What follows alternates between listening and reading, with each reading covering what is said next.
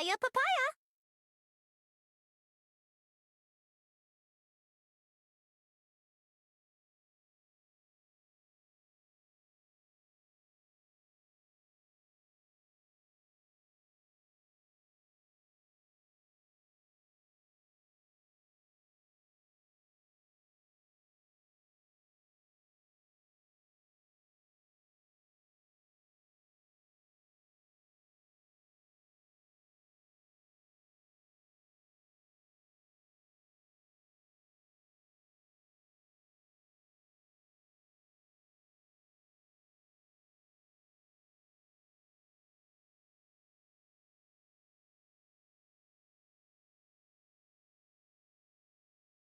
La di da, na na na na na na na na na la di da, na na na na na na na na na la di da di da. How y'all doing? I hope everyone here is doing well. I hope everyone here is doing well. I know I am. It is a pretty relaxed day, I would say. Woke up on time for once, which is pretty nifty. Just chilled a bit and, well, here I am now. You know, like the most normal things, you know, wake up on time and on time, yeah, I woke up at like 10. It was like on time, I was awake and I could do things in the morning. It was a pretty novel experience. It do have been a pretty novel experience to just wake up on time. I know it's a rarity, especially for like VTubers to wake up on time. But I did wake up on time. It's like it feels like I am part of a legend, you know? Not a legend of Zelda, but, you know, still a legend. But who needs to specify what legend, right? Sometimes you're part of that legend, sometimes you're part of a different person's legend, sometimes you're your own legend, and sometimes you're just legend, wait for it, airy. God? Remember when that was like a meme everyone would quote all the fucking time for no reason? That sure was a time. I had no issue with that meme. I just always found it funny just how overquoted it got. Because it felt like one of those memes that like everyone knew. And everyone just had to say it every time it could remotely be coming up. Like legend, wait for it, dairy, like eventually it grew old. But that's why you also don't hear people saying it anymore. To be fair, I don't think there was anything wrong with that meme. The show was decent and the meme was pretty good. But that's not what we're here to talk about today. We're not today here to talk about How I Met Your Mother. It'd be pretty weird if I was, considering I have never even finished watching that show. I only ever watched what was on TV. And on TV, we never got like the full thing here in Germany. Which, yeah. Hey Yuri, how do you do? How do you do? Hope you're doing well. Yeah, also, real quick before we start, made new Twitter post. Pretty nifty Twitter post. Also, good God, that's a lot of pets. That's like all the pet animations in the world. It's so fast. Like, normally I don't never like comment on the speed of Nemo, but good God, that pet is going fast. It makes me feel alive. My heart beats in hyperdrive. Good fucking God. It's like whoever's getting squished in that emote, alright? Like, just looking at it, are they alright? Are they fine? Oh, yeah, that's more my speed. Talking about more my speed, let me leak another one of my emotes that's coming up. Let me just pull up the website real quick, where I'm getting my emotes from. Not like I'm making a secret that I'm buying my emotes on Fiverr. If I like leaking things, let's leak something more. Yeah, the delivery is late, I'm well aware. Let's get the sketch up, because I got a sketch for an upcoming emote, and I really want to share it. It's fantastic. Let me just quickly slide to the right for a bit. Where am I?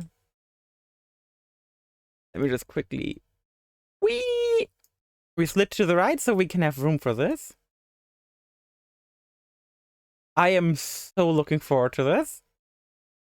Your bongo emote just reminded me of this. Sailor Bongo, yes. Sailor Bongo will be a thing. And it's not even the emote I'm the most excited for. I am so looking forward to it.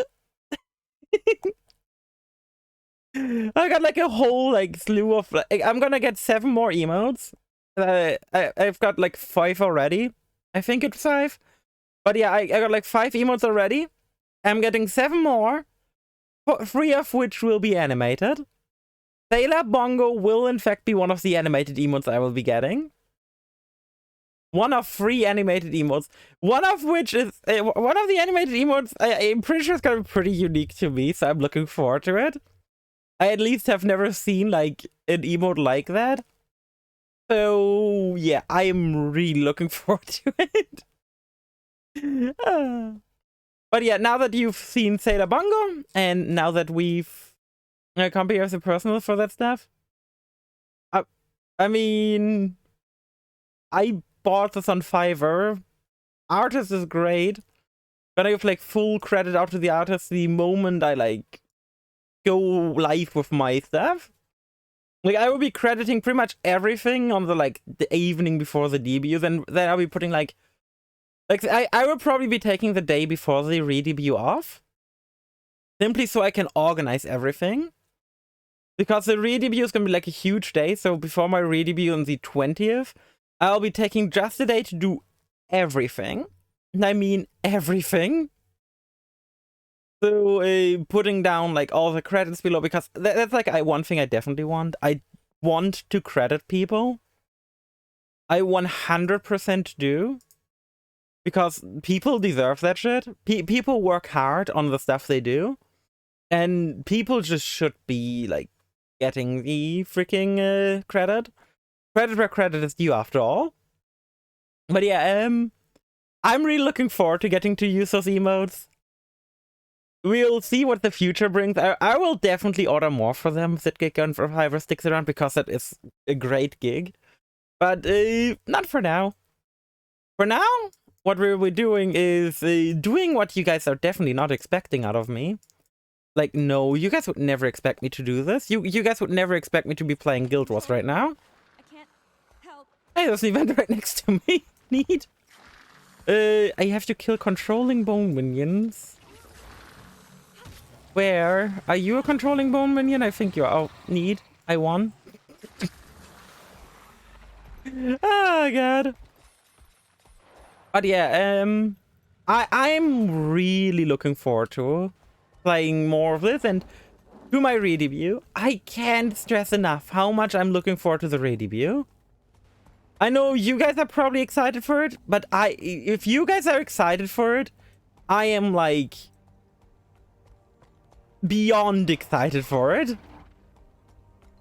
Because it's just so much.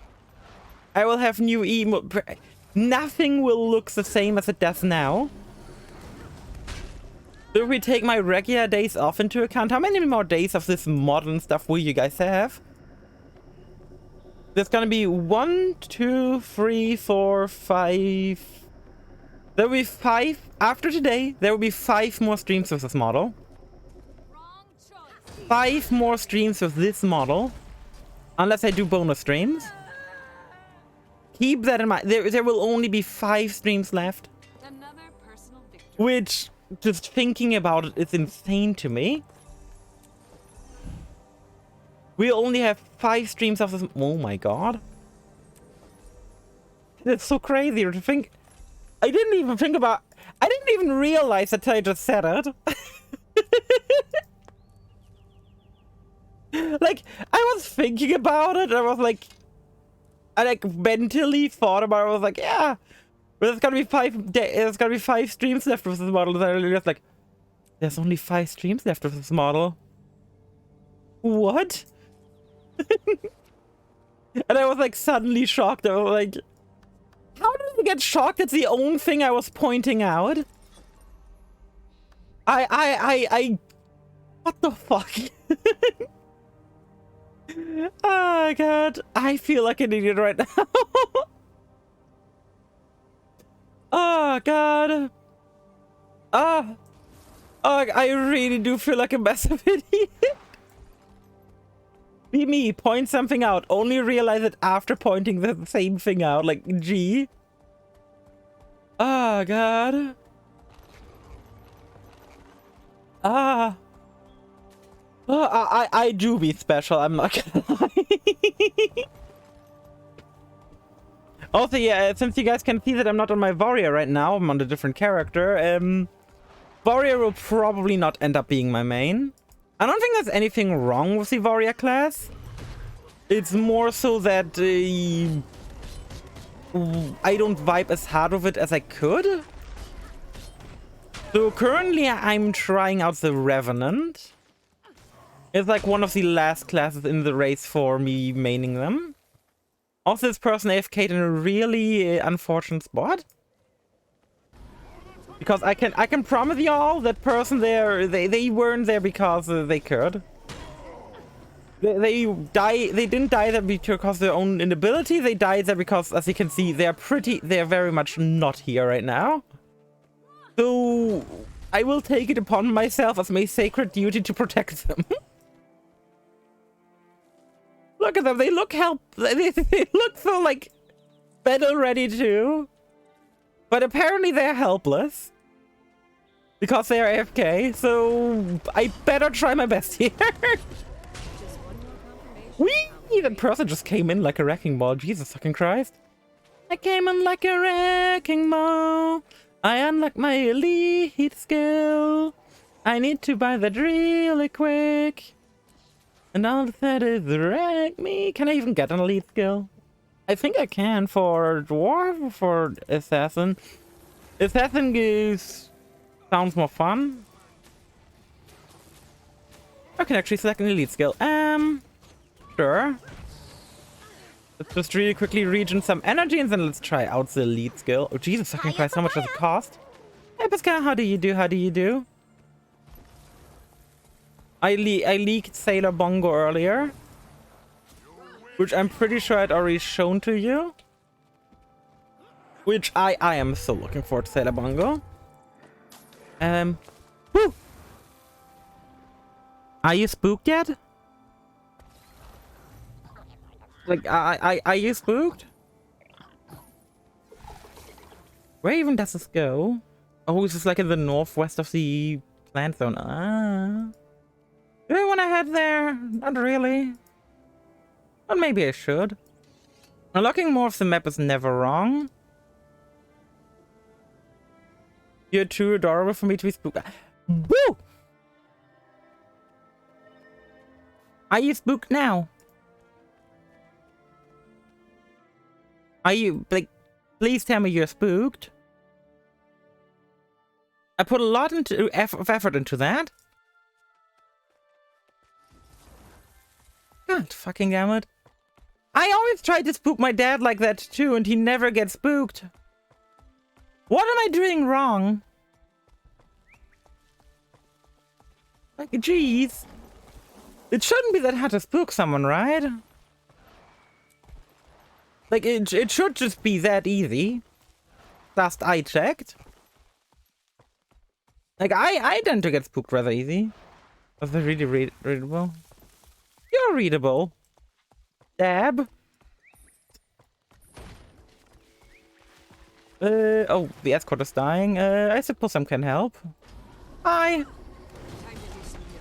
But yeah, what the current plan for Guild Wars for today is pretty simple, honestly. We are gonna be playing for normal Guild Wars 2 for the next half an hour. That guy tried to escape. We're gonna be playing regular ass Guild Wars for the next half an hour. Then there's an event spawn that we need for a daily. And then we'll be hopping over into World vs. World. Because I need my dailies there and I don't want to drag poor Pascal into it again. I think someone's attacking me. Who is attacking me and where from? Oh, it's a bandit. I was standing on a mine. Event, let's go, yeah. Feel the fury. What I mean, Drag, put you into it. I think you eventually want to reach endgame. Much like I do. So I feel like you would appreciate it if we could actually level for once. Instead of just being like, oh yeah, what was this world? Especially since there are actually decent daily alternatives to World vs. World. I just like doing World vs. World. Even though I should be buying like at least arrow cards after the before we go there.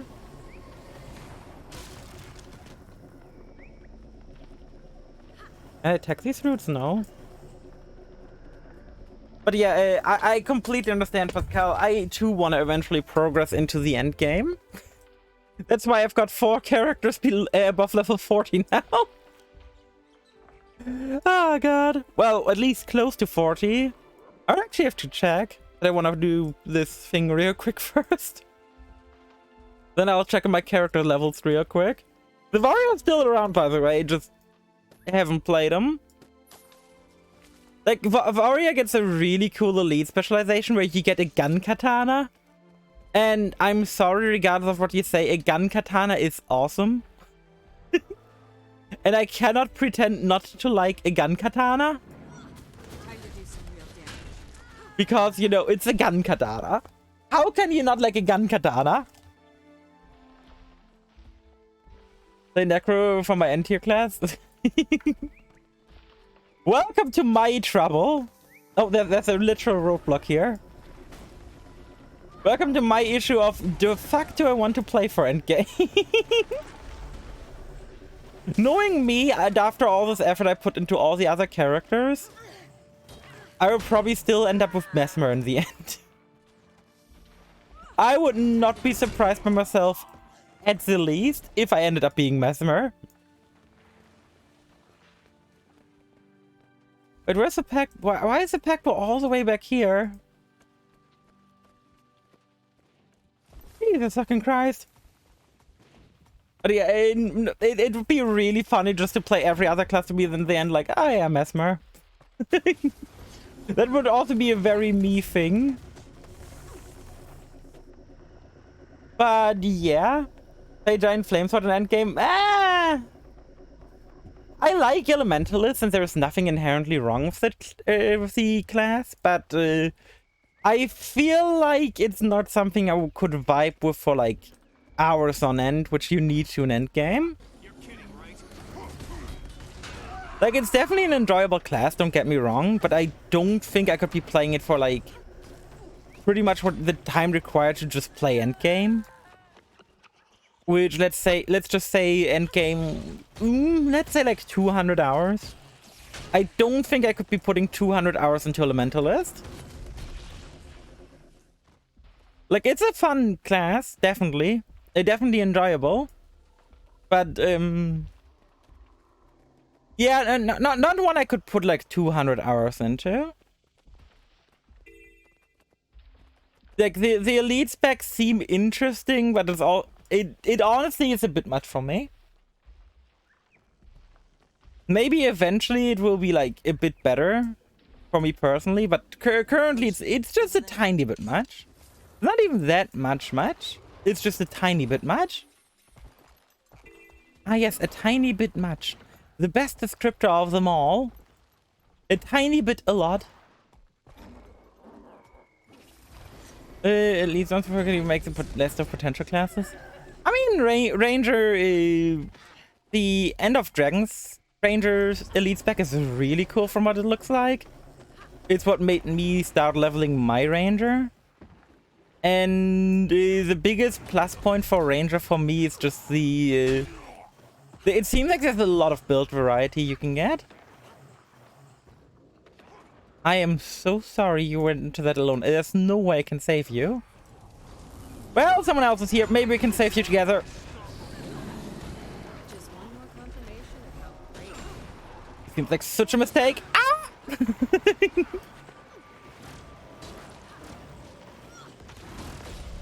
At least I'm still alive and kicking and murdering and screaming and ah!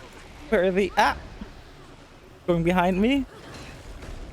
You make my attacks unblockable, turn off my energy drainer. Turn on my energy drainer, deal the most damage I can. Split the ground in two, swap weapon. Go for a bit more burst. Woo!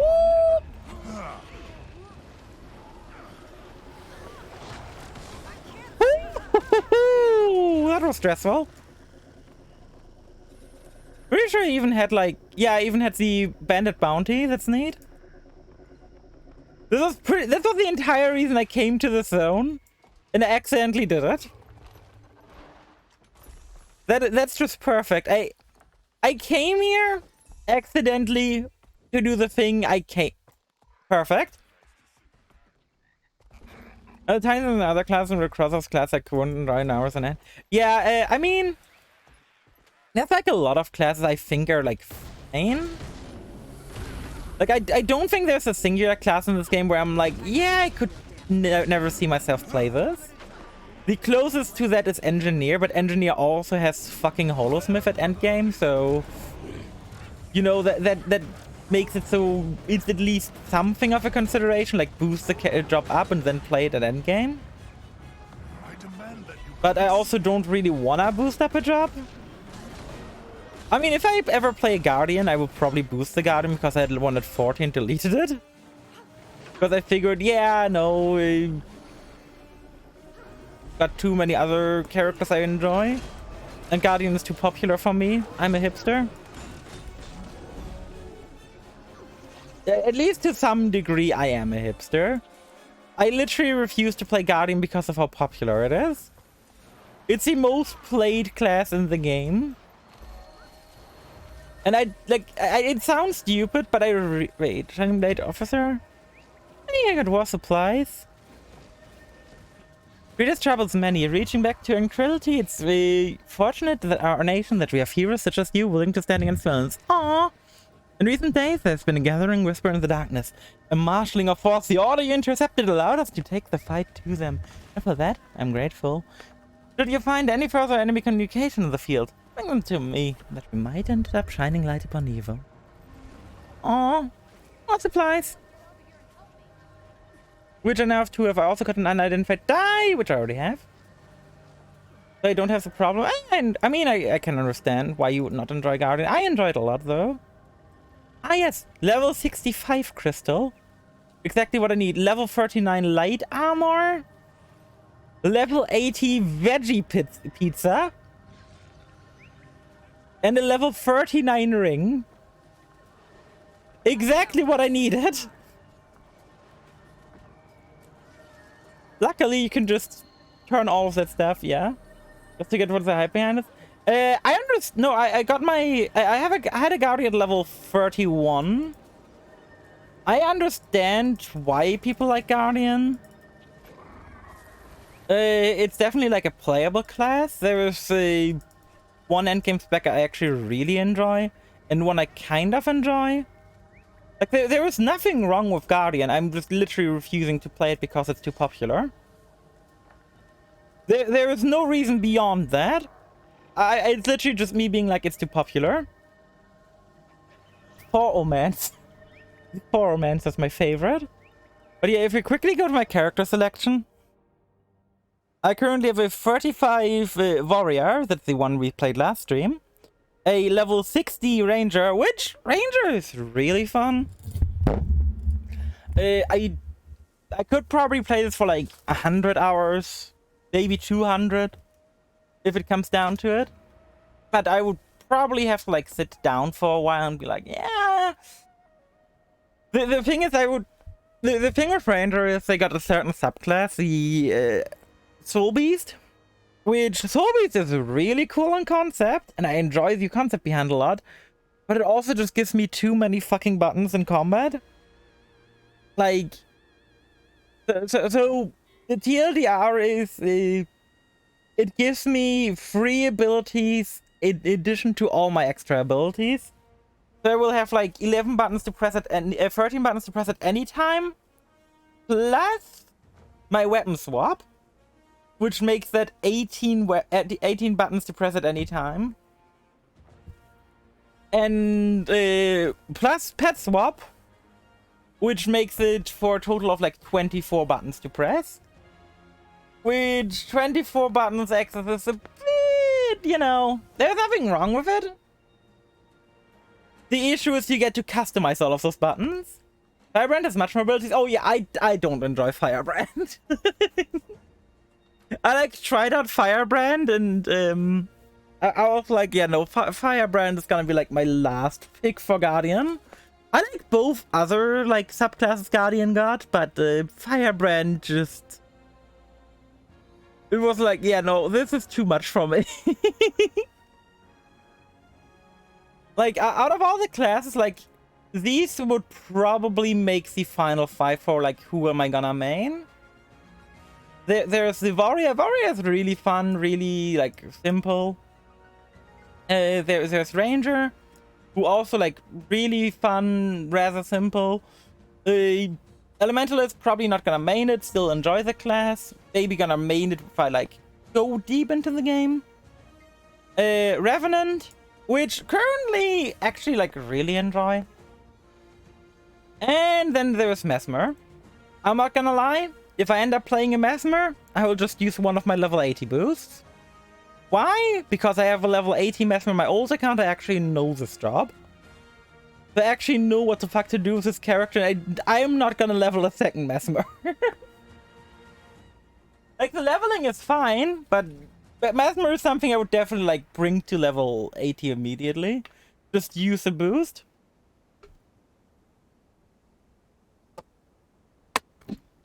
How do you do the green death? How are you doing? You sound like someone who will play Necromancer.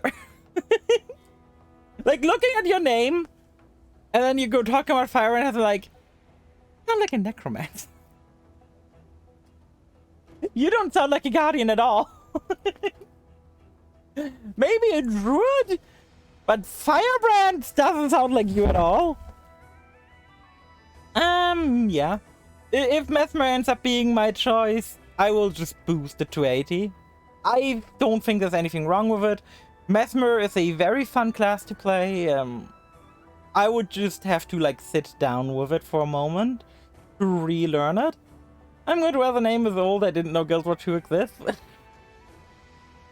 This is like such a marvelous thing to me also. How do people not know Guild Wars 2 exists? Like, it's like I had like a bunch of reactions to Guild Wars 2 since I started playing again. And the reactions were either, oh, I didn't even know this game existed, or that it's big. And the other reaction was like, why is everyone suddenly playing this game?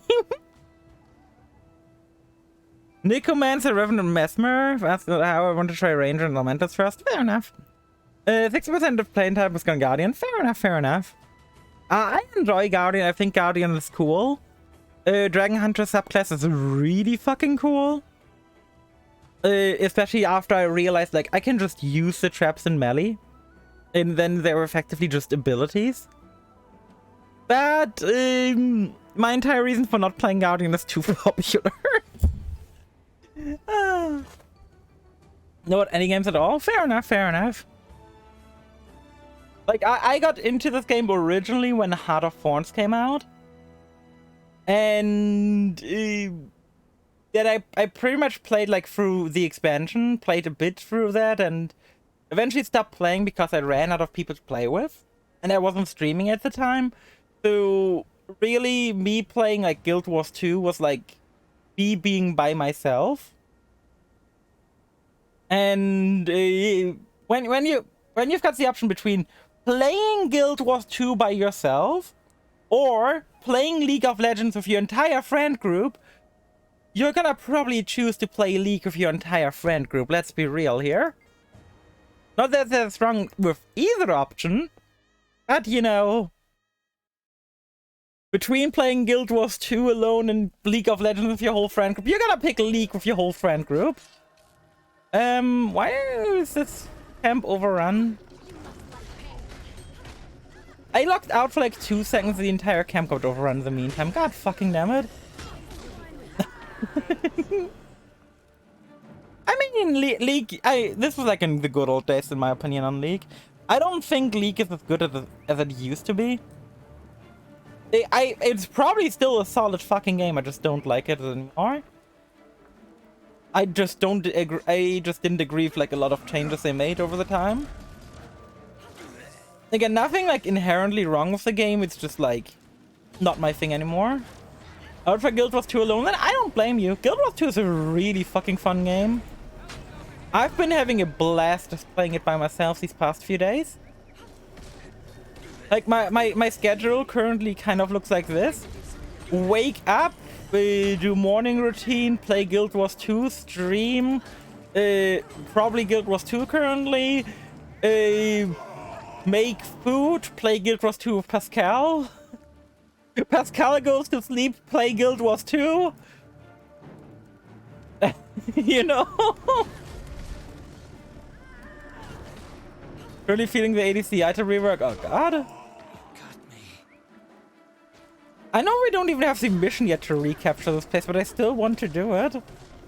Simply because it feels right. It doesn't feel right to leave this place to the bandits. How do you do, Dark King? How do you do? How's your day? I do be curious about this, you guys. I fear it will be fun. I do be curious, like, with all of your experience Guild Wars play, what do you think are the best classes? Like, in not like in terms of like what's your favorite classes to play? That's something I am like always curious about. I always like to know more about like people's preferences and stuff, and what they think is like the most fun thing to do in a game. But in the end, like, the experienced people will have like a lot more experience than me. I only know Heart of Thorns, and the only classes I played back then were a Revenant I boosted up and my Mesmer. I didn't play anything else back then. Which, I don't think there's anything wrong with that, but, you know. I'm always curious on other people's opinion. I do enjoy this game a lot, but, like, I still need to find the class that's me, you know? Which is probably Mesmer, but... I know it's not Engineer. I'm deep into raids, strikes, and fractals. You see, that's content I want to play later. I want to get... This time around when I'm playing Guild Wars, I want to go deep. I want to go deep into shit.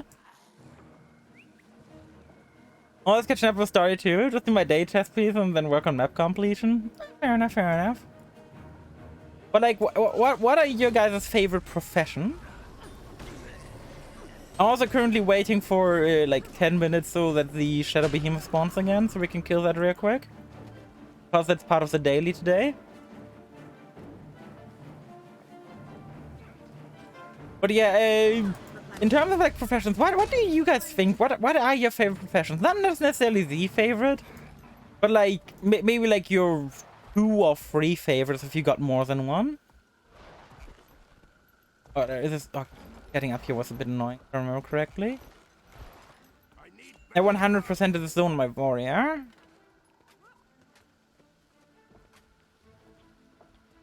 Like, currently, if I first Firebrand, second Ref, third Necro, fair enough.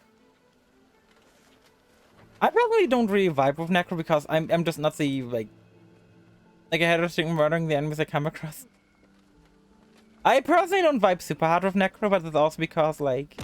Hey, the Green Doom, thank you for the follow. But, me not vibing with Necro is probably very, like, aesthetic-wise. I am... Look at me! Look at my overlay! Necro is as far as from my personality as possible. To be fair, Revenant is also pretty far, but, you know... Based on my overlay alone, I should be playing Mesmer. But if we were going based on my overlay alone, I should definitely be playing Mesmer and nothing else. Mesmer main because... Why? Because it matches my overlay. Clearly the smartest choice. It's the most aesthetic choice, you know? I just really enjoy, like, currently the reason I'm, like, on a Revenant, though, is because I really enjoy the toggle mechanic. Being a vampire necrodust fit. Funnily, so enough so does a Revenant. Because they can siphon health from the enemy, since they do it quite regularly. Hey, someone brought Packard back. I should probably go to somewhere I can actually do stuff. Talking about actually doing stuff. Oh yeah, we should fill that heart out real quick, since we're already here. Hey, Candy!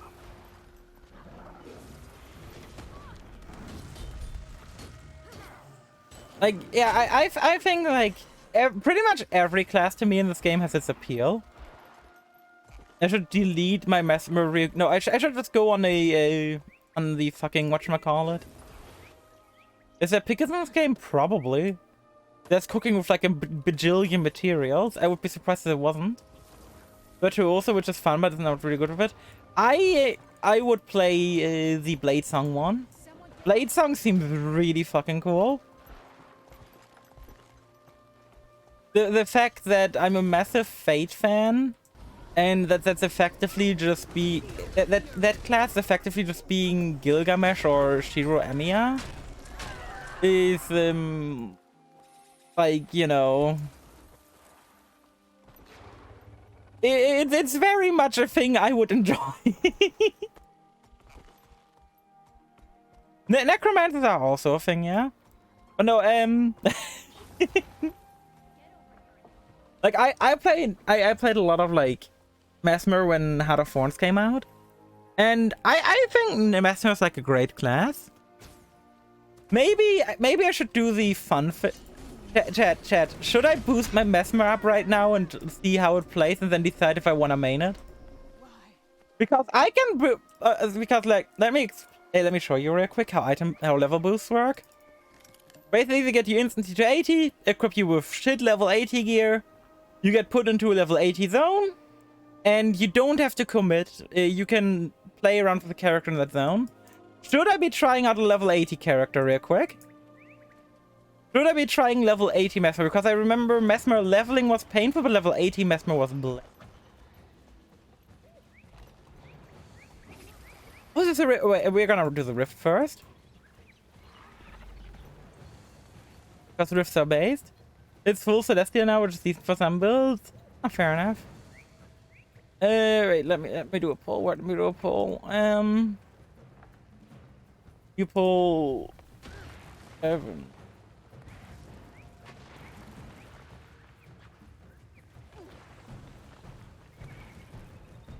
Evan. Feel the fury.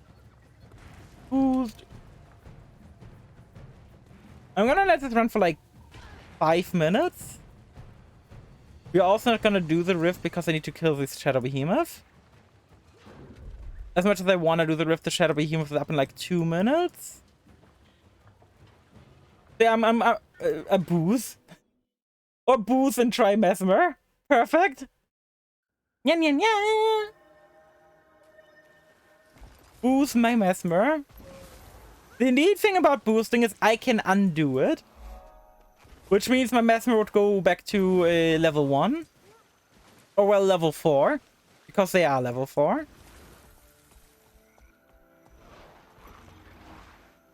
But I genuinely can't wait to get like into level 80 content at this point. I've like, as you saw, I've leveled like a lot of classes. I upgrade my Skyscale with Rift Repair. My Skyscale, wait, isn't it now like 4 minutes? Why is no one here? I'm 90% sure Shadow Beam. Yeah, Shadow Beam spawns in 2 minutes. Where is everyone? This here it's very empty for Shadow Beam in 4 minutes. We can't even get right off the dwarf. Everyone at work. Great choices. You've seen a bit of the show. Every brief, keep your distance from the Shining Blade if you know what's good for you. Here you want to play further, make himself hunted. You've been met for death by the bands of Krita. Woo! It increases the chance. Yay! It increases the chance of a cool boss appearing when I do bandits. Nice. Oh, suddenly everyone is here. Okay. Where did y'all come from? Where did you come from? Where did you go? Where did you come from? Can I do? Na na na na na na na na na na na na na na na na na na na. I feel like if people don't want me to boost and try my Mesmer at 80, it's still wild to me that Guild Wars just doesn't have higher levels ever. Level 80 has been... Level 80 has just been the level cap since the base game. And we've never gotten a higher level, and it's just so wild. I know that elite specs give like a fuck ton of damage. But it's still like so wild to me just how many people...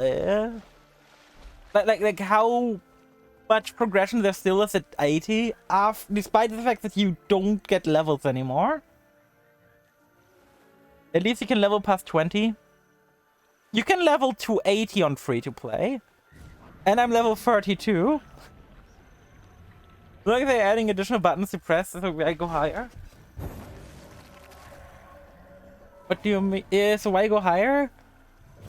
Brain feel good. Guild Wars 1 level cap was 20. Guild Wars 1... But Guild Wars 1 also was like a completely different game. Guild Wars 1 you can compare more to like Divinity.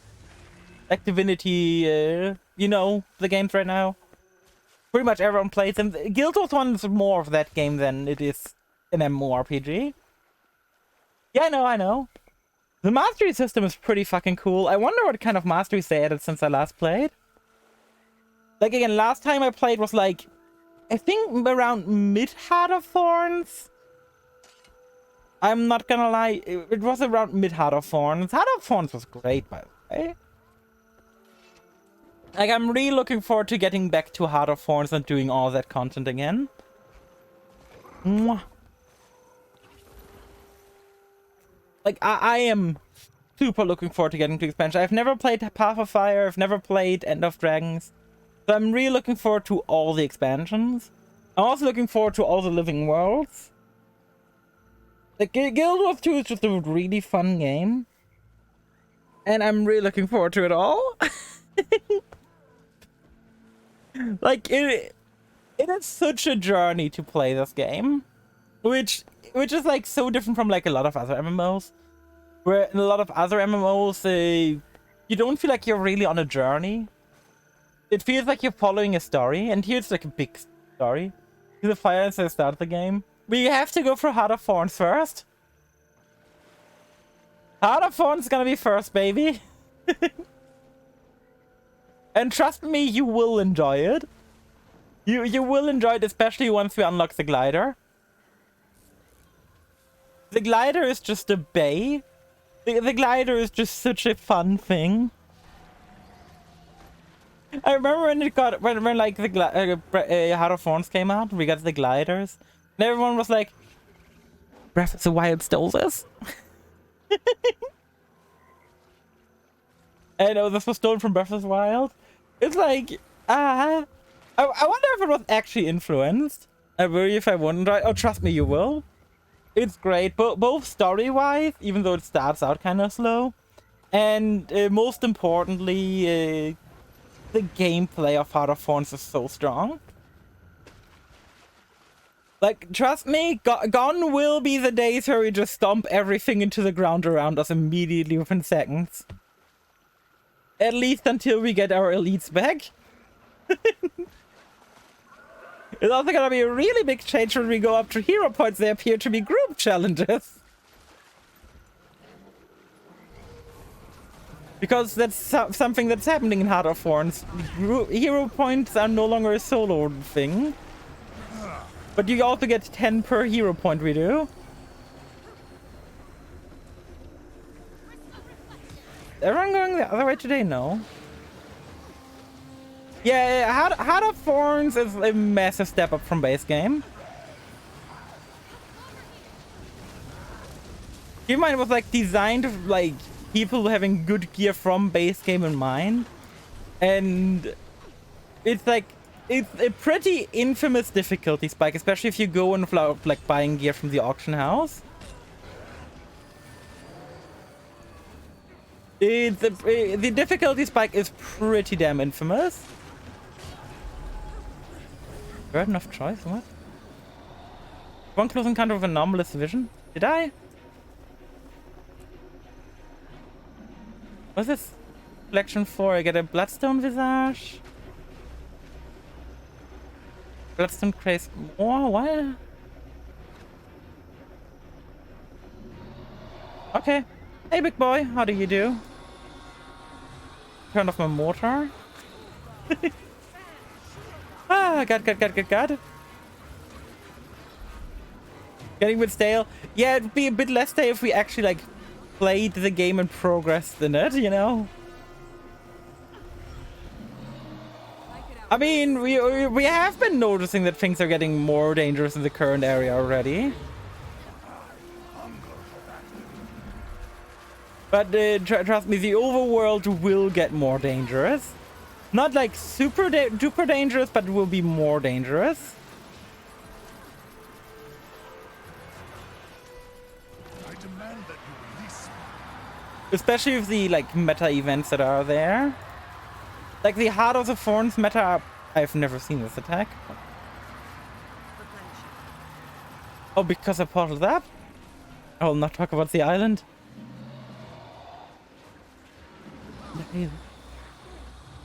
You mean like the oil platform or whatever the fuck?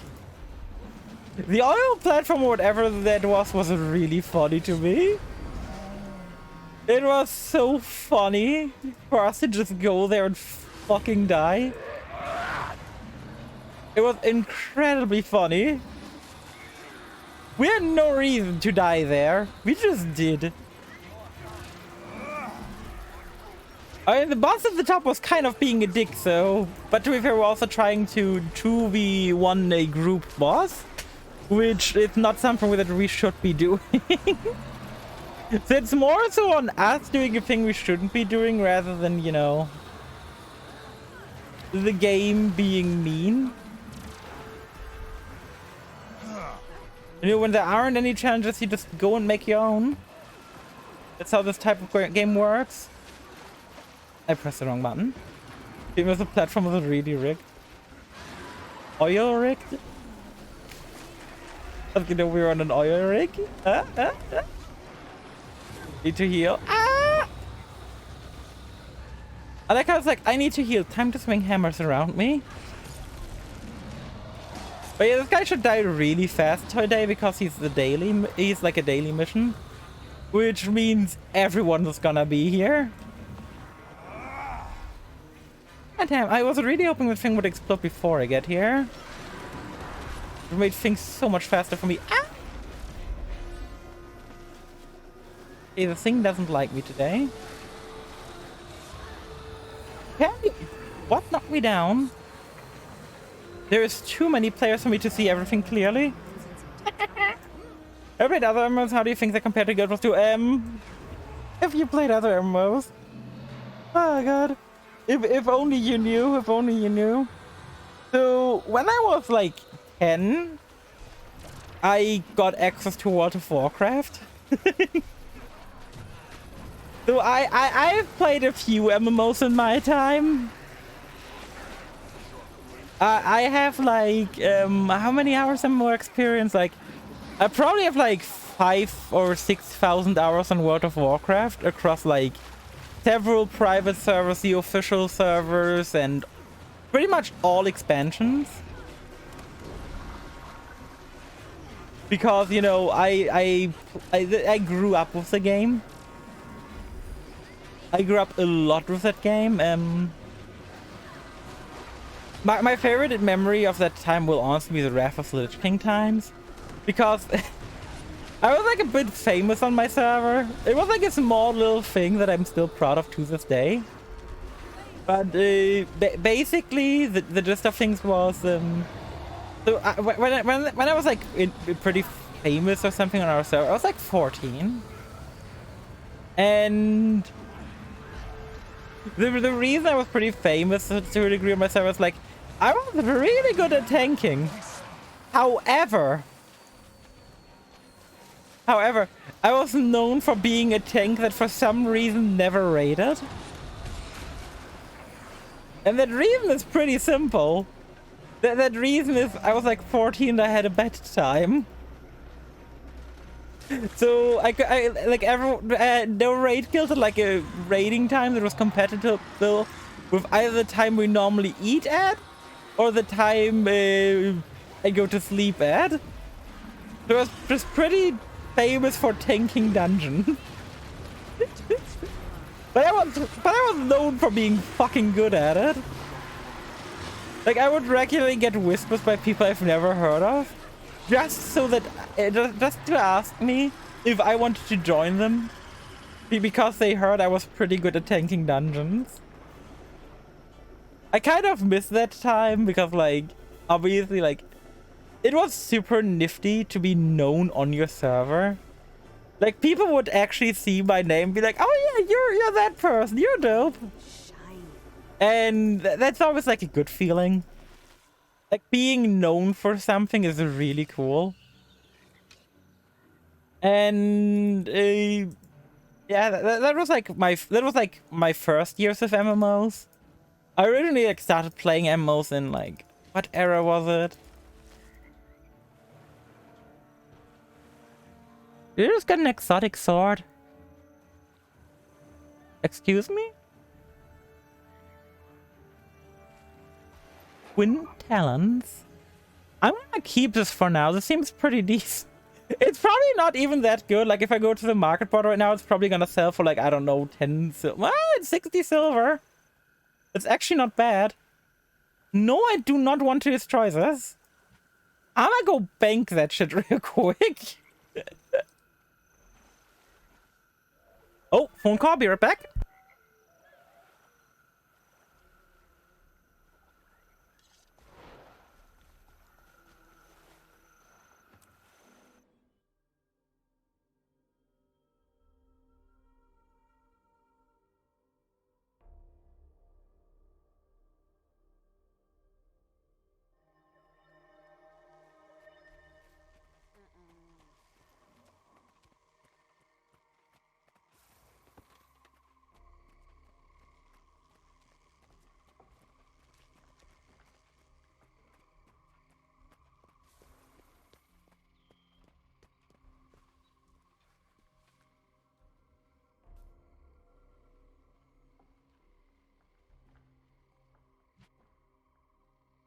We must all be...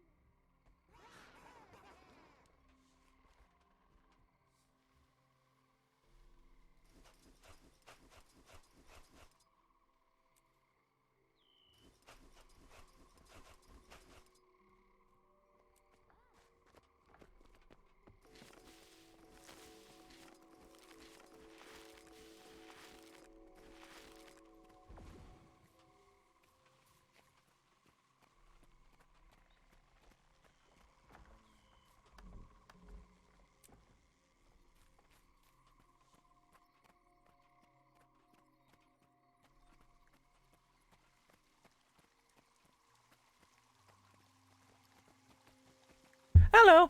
So I just got a call from like my dad's wound expert. Yes, it's actually a thing. She just wanted to know how my dad's doing because he's in the hospital and all that. So I let her know he's fine. He's just vibing.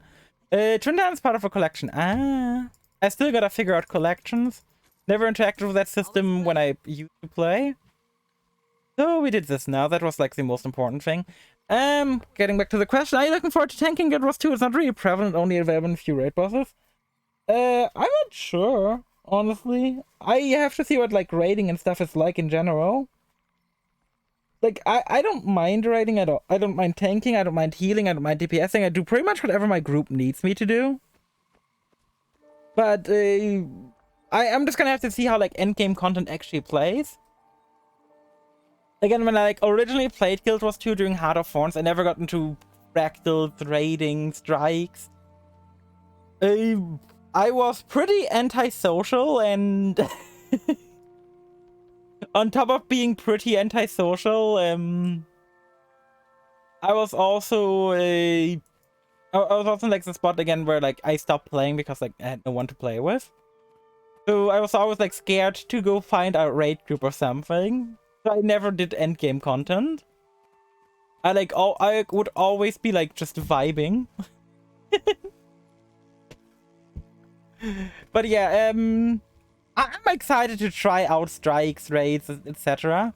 If need be, go as tank or support or healer build, depending on whatever character I'm currently playing. I know there's certain like raid bosses in Heart of Thorns that leak like Hondi damage or power damage because otherwise you can't hurt them. But yeah, I'm looking forward to the endgame content. The endgame content seems really exciting to me. Like, I don't know if I'll be tanking or healing or whatever the fuck. I'll figure that out as I go along. Like, the thing I really gotta say here is, like, I can't say if I would enjoy tanking in this game until I do it. Like, leveling and open world stuff is, like, usually very different from like, other stuff. Like, open world content is completely different. Standing still in the city, yeah, fashion. That's like the big thing in my opinion. Like, endgame content plays very different to leveling. Since I want to get my days out of the way, let's hop into World vs. World quick. Before we do that, let's buy some superior arrow cards quickly. We're just gonna join this work for like half an hour, and we should probably get all of our World vs. World content out of the way. Superior cards. But I just find people never bring arrow cards, so I'm just bringing them myself. They tend to be very useful. I've won like several battles simply because I brought arrow cards, and the enemy wasn't prepared for it. Hey, we appear to be yes, the big war currently. Currently red is ahead, that's interesting. Let's see if people are around. Let's see if I can find people on the maps. It's pretty early in the day, especially like in Europe, it's like work time right now. I'm just curious if I can like make out where anyone is. I doubt we're gonna be active on this map based on what we're holding. Like, green appears to be active. Oh yeah, I don't even have the Warclaw. Still need to grind such shit out of that. I suppose I could be checking over here, or kill the sentry, see if anyone's here on this map. I mean, I don't see a commander. I should probably just world top. See if we're active on another map. Time to bully the French. I mean, it's always time to bully the French a little. But only a little. Yeah, we're definitely not active on this map. Good fucking god! They wanted this map! And they definitely took it. I think we might not have something active currently. I think there may or may not be a Zerg active currently. Good fucking god. Yeah, there's no commander on this map either, so I doubt anyone's active. If I can't find any commanders, I will probably just go back chilling on doing leveling. I should also do World vs. World on a different character. It would make no sense to be on this character for World vs. World. I see, we're apparently on... Okay, we are on this... Okay, I'm gonna hop onto my other character real quick. I should not be here on that character. It makes... There's no purpose. There's no purpose in me being there with my Revenant. I can do much more with my Ranger. If, like, anyone sees me on my Revenant, I'm just dead. Do I have salvage? I know. I do, and I think... I'm pretty sure I saw them active on this map. Which, it's always good to find out where. But yeah, since I have got no memory of how the fuck apparently that stuff works, how do collections work again? Oh, we're active on this map? How did collections work again? Because I've, like, completely forgot about them. Still find it funny that I found a level 80 exotic weapon at my level. I will never get past that system of Loot Wars 2. it's also never gonna stop being funny to me. That's the biggest challenge in this game for a casual player is the inventory management. Because you can just get so much shit.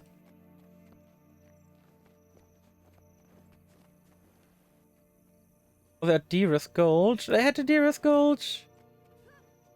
I should probably not be heading to Dearest Gulch. I should probably just be heading to where anyone is. Dearest Gulch, nah, seems risky. I'd probably just be asking for an invite, but for some reason, it's like my mental being like, nah, I should just walk up to people. I should just walk up to people and find out where I need to go. I don't know why, but sometimes my brain be like that. Also, there's a battle here, so I'm probably correct in being here. I hope so.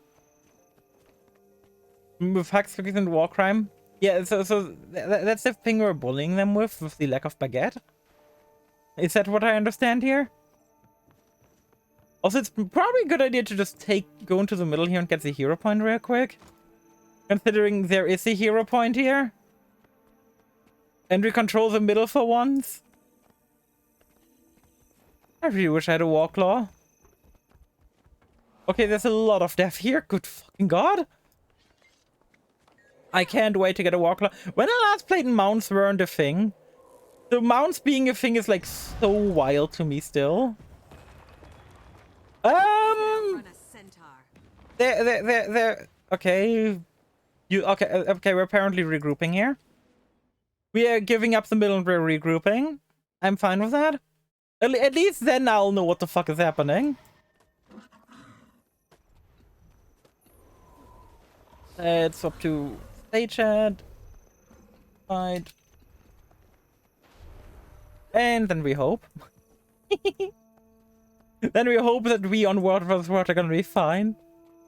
I've always been curious though.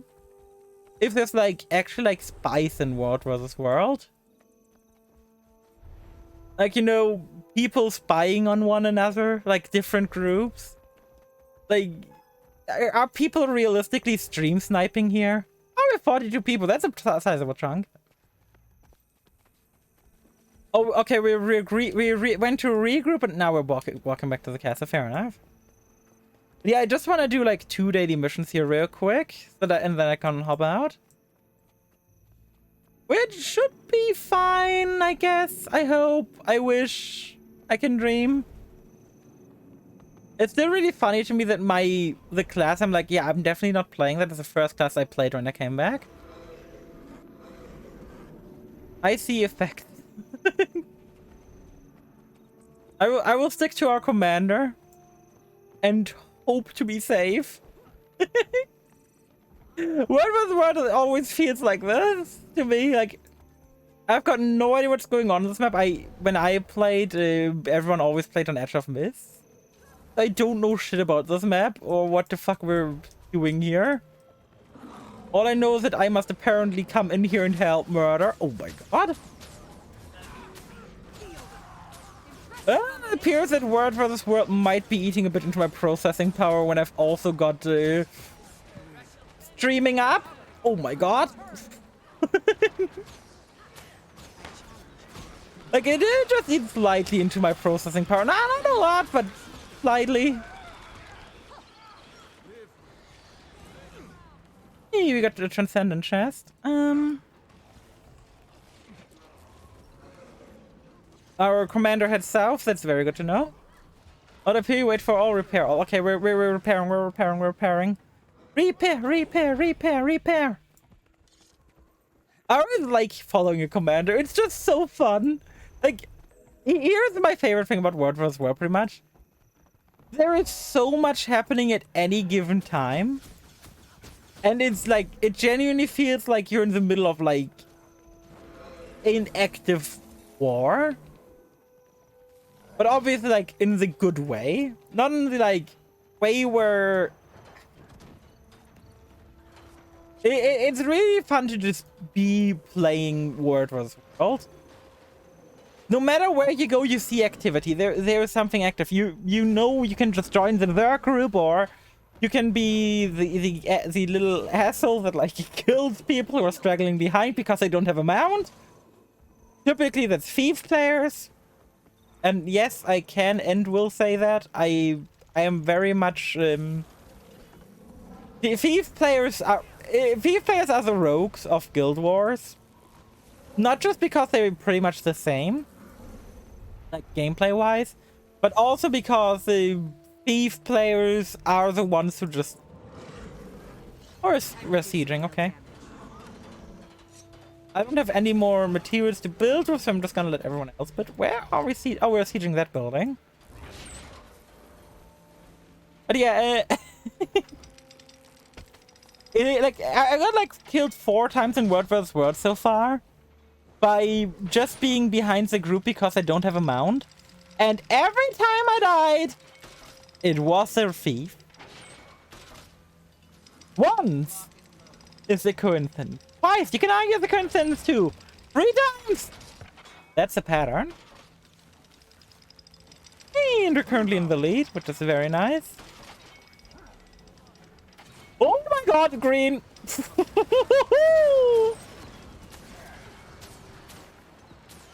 Burst, do all you can, I believe in you. Oh my god, so much ground AoE. Oh my god! The green menace is coming! The French are here! Oh. Okay, when I go into World vs. World in the future, I need to remember to tone down graphics a bit. Holy shit!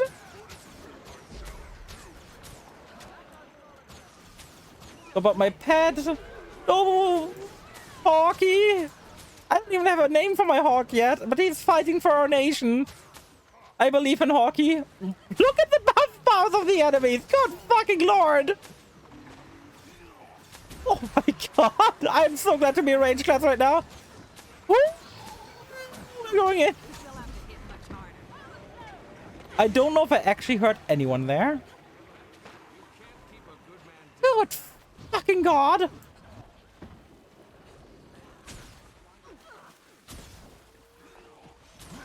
Oh yeah, GPU's so bad. I mean, yeah, it's what happens, you know. It's what happens. Don't worry about it.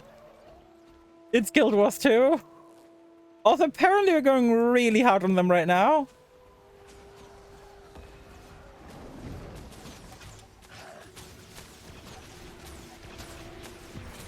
Okay, we want to take out the cannons right now. I'm fine with that. I am fine with just taking out the cannons. Let me swap my pet out so I get a bit of DPS boost real quick. And then when the cannons are gone, we apparently leave. Unless there's idiots jumping in on us, which I suppose also works. I mean, I'm not saying no to free stuff, you know. Please no one overchase.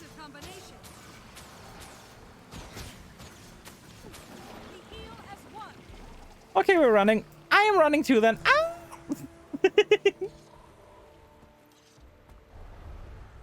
Oh, it looks like we're conquering that. Oh god, I love World vs. World. There's just so much happening. I wonder when World vs. World will stop feeling overwhelming to me. I could easily finish my missions now by just going into the jungle and mining there, but you know. I could recapture it.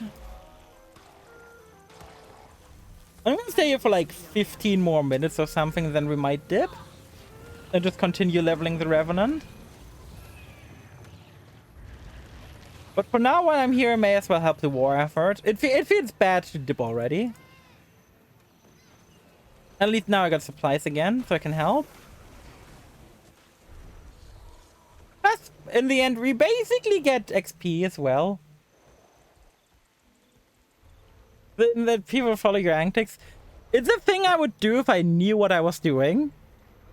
100%. I would, if I knew what I was doing, I would 100% pay the 200 golds to get the commander title, just so I can get people to follow me around. Like 100%, because it's the type of person I am. I would 100% just get the commander title so people follow me around. But I would only do that if I actually had the knowledge to back it up. Because I don't want to be that type of commander who doesn't know what they're doing, you know? I don't want to be looking like an idiot. I don't want to look like an idiot in front of everyone else. I'm to study war tactics, oh god. Good, fucking our transcendent chest. We did all of our dailies. I'm probably still gonna go into the jungle and like pop 3 pieces of wood. Also, apparently we are building siege. Apparently I took the siege. I am now on the catapult.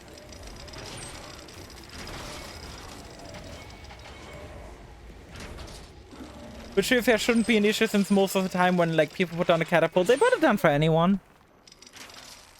Blitzkrieg everything is a very effective strategy. I mean, that's how you Zerg in Word vs. World. You just go hard. You just go hard and go to the nearest thing. Ink. Oh my god, I already seen ink. It's ink. Oh my god. I got you.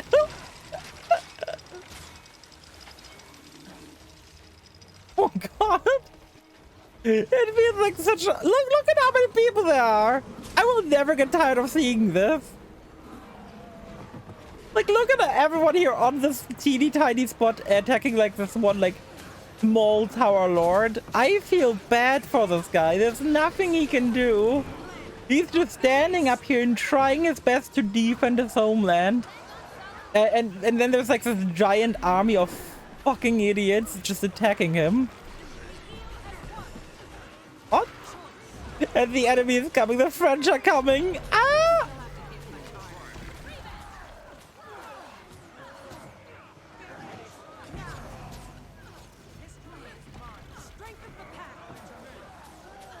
I'm just firing in currently. I don't know if I'm doing well or if I'm doing wrong or what's going on, but I'm currently just firing in. I am dead. I am super dead. Oh my god, look in here. I think we might have wiped. I think we might, you know what? I think wiping is a perfect moment to be like, yeah, I'm gonna just go and I'm gonna go back on my Revenant. Like, I don't think there's anything wrong with Word vs. World. I just feel like, you know, I should be going on my Revenant now. Good fucking god. Look at my inventory. I've got 2 Transcendent chests. I got, which gives me Word vs. World progress, which gives me more chests, with another Tome of Knowledge. I've got this thing, which gives me, again, more progress, which gives me another Siege Blueprint case. I got this, which gives me Spirit Shards. This to get random crafting materials. The Transmute Charge, no idea where I got that from. Garment chest, which I already know what I'm going to use them on. Back of gear, which gives me level 56 gear right now for some reason. I'm level 60, so it doesn't even make sense. Okay, but we're just quickly gonna leave the mist. And by the way, look on the right side here. And then we're gonna head back over on the Revenant.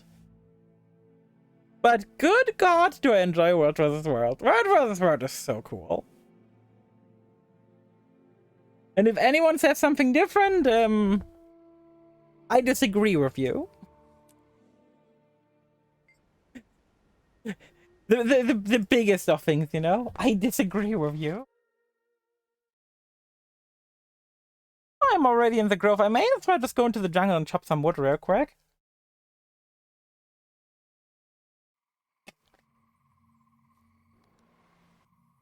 Yeah, imagine someone disagreeing with you. We're in the year of our Lord 2020. Did I not pick up any teleports on the way up here? I must have. Oh yeah, I did. Oh! They were just invisible. But just imagine, like, being disagreed with. I don't know what the issue is for a lot of people, but you know, you gotta disagree with them. By the way, I know that like this is a thing, like especially since like a good friend of mine showed me. But why is there a website that's like, yeah, see how many? I think it was like 5-year-olds you can fight, and it's like, who made this website and why? Like, I never wanted to know how many 5-year-olds I can fight. Do you want to know how many 5-year-olds? I think it's a BuzzFeed quiz. Which, to be fair, that explains a lot. But like, Jenny, who sat down and was like, yeah, I'm gonna make a quiz today about how many 5-year-olds I could take on in a fight? Like, how do you get to that thought process? Like, I understand, like, a lot of thought processes are weird. I understand that much. Like, someone in the end had the, someone in the end had, like, the thought process that ended up creating VTubers. So, people have weird thought process, but they're not always wrong. Since, you know, this ended in VTubers, and VTubers are probably one of the best things to have come out of, Is that something? I sold something. The question where the answer depends on the situation. Yeah. I mean, to be fair, it's like a quiz where it's like you got given this. You're like given several options every time. It's like one of those quizzes. It's like not a quiz where you're like, oh yeah, by the way, I can take on 5. It's more like, what would your strategy be? For the best thing to come out, but VTubers as well.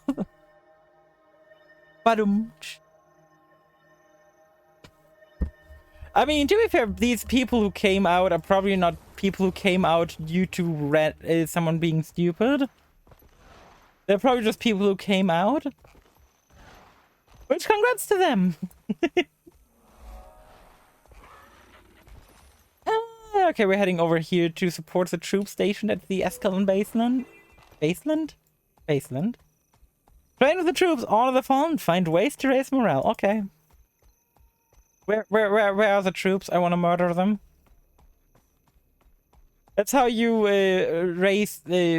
train with them, right? Where are the troops? I don't see any troops. Where are the troops? Skill in the hand. Training with troops. Where do I sign up?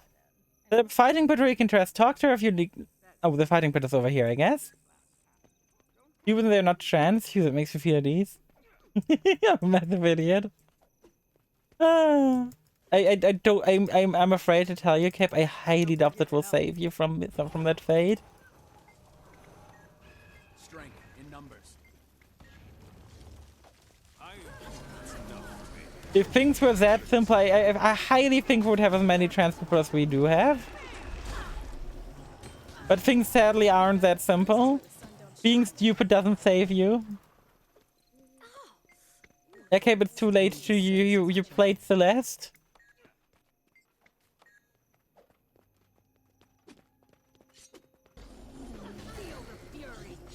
You're too deep down the rabbit hole already. You played Celeste, you're a programmer, there's no way around it. You may as well just give into your fate already. Like, there's no way around it anymore. So you may as well just give up, you know?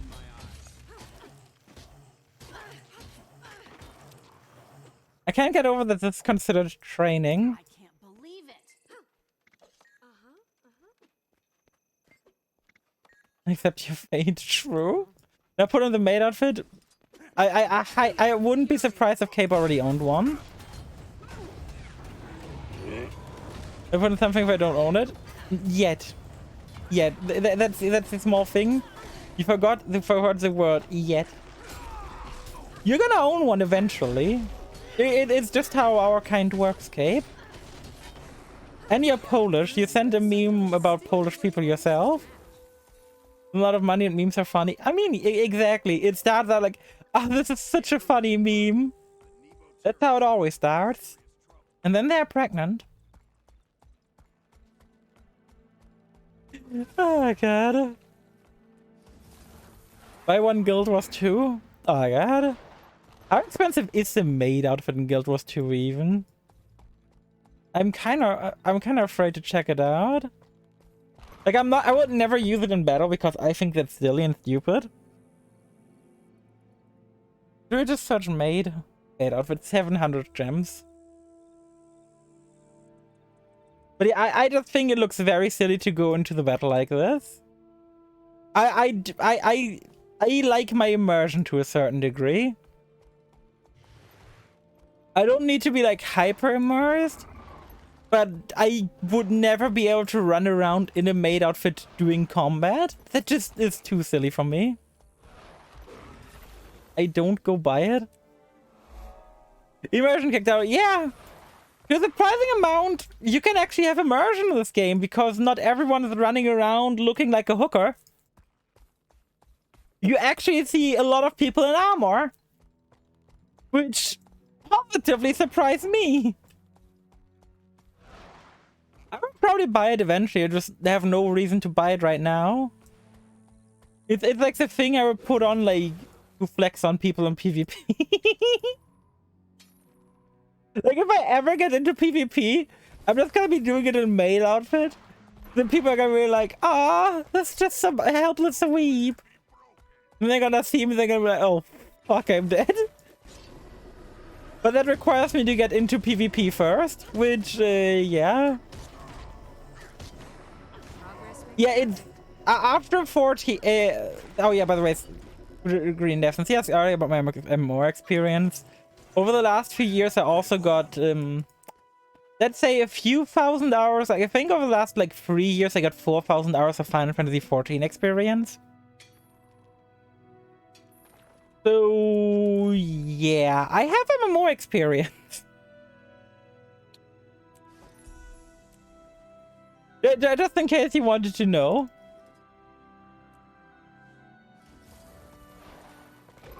I am deep into MMOs. I played Metin 2 when it was like newish. And even back then it was garbage. Oh, you don't want to know my League playtime. I don't want to know it either. Luckily, you can't look up how much time you've played League for. I'm really glad that's a statistic you can look up. Because if I could look that up, I think I would be mortified the second I found out just how much time I played on League. Do you need to break into the gate to go in there? God fucking hell. The only thing is ranked, right? I probably have got like... I think I had like a total of like 4,000 normal games played. And it's just on 5v5.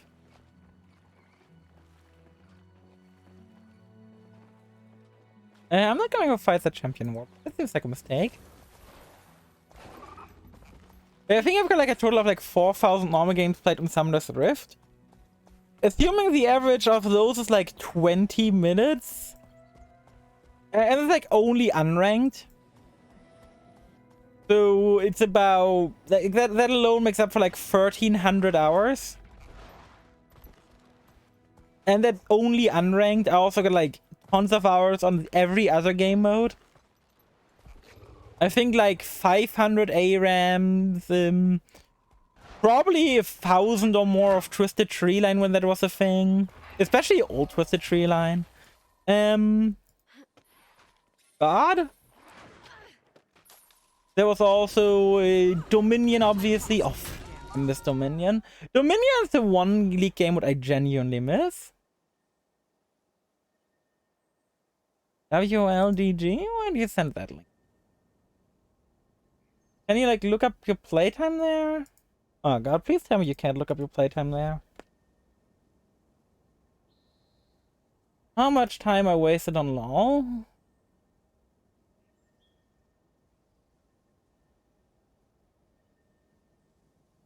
Let me put my Firefox and do it live. I think this website only tracks ranked. I wasn't out for Dominion. Dominion was fucking great. I genuinely think it's like a massive shame that Dominion doesn't exist anymore. Like, it felt like there was no real reason for Dominion not to exist anymore.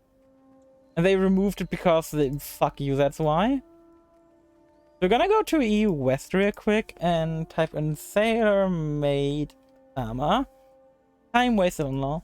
No one played it, same with Twisted Tree Line. No, they both had player bases. And like big enough player bases.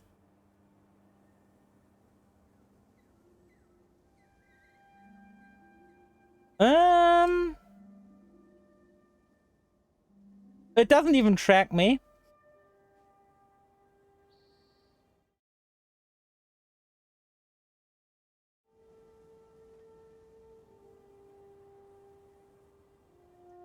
It has 0 tracking on me. But yeah, I think when I did this last time it was like over 100 days. I don't remember the number. Both had very dedicated player base. Yeah, there was like no reason to take them down. Like Twisted Tree Line ranked had like a 1-minute queue. I mean, the player base was minuscule compared to like the main game. But the main game also has like one of the largest player bases in the world. So yeah. Oh, there's Toxic event over here. Let's join him for the Toxic event. But yeah, it has like one of the largest like Little Spaghetti couldn't keep up. I think the reason it got like shelved is in the end not because not because like it was too difficult to keep up, but mostly because it was like they just didn't want to. It's generally like as a person like played every game mode, it really felt like they didn't want to maintain it.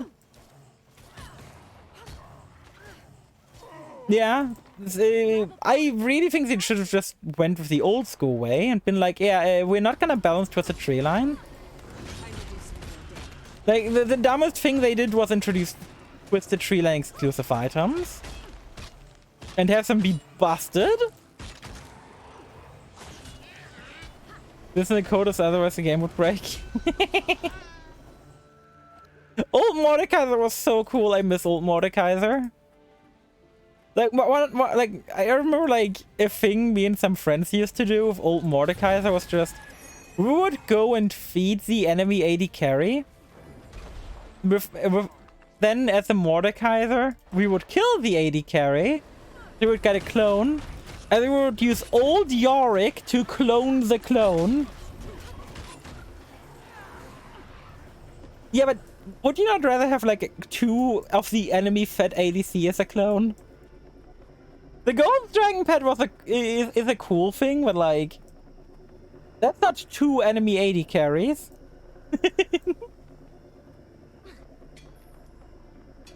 Like, my favorite, like, memories of League were, like, around, like, the early seasons. I think, like, season 3, 4, 2.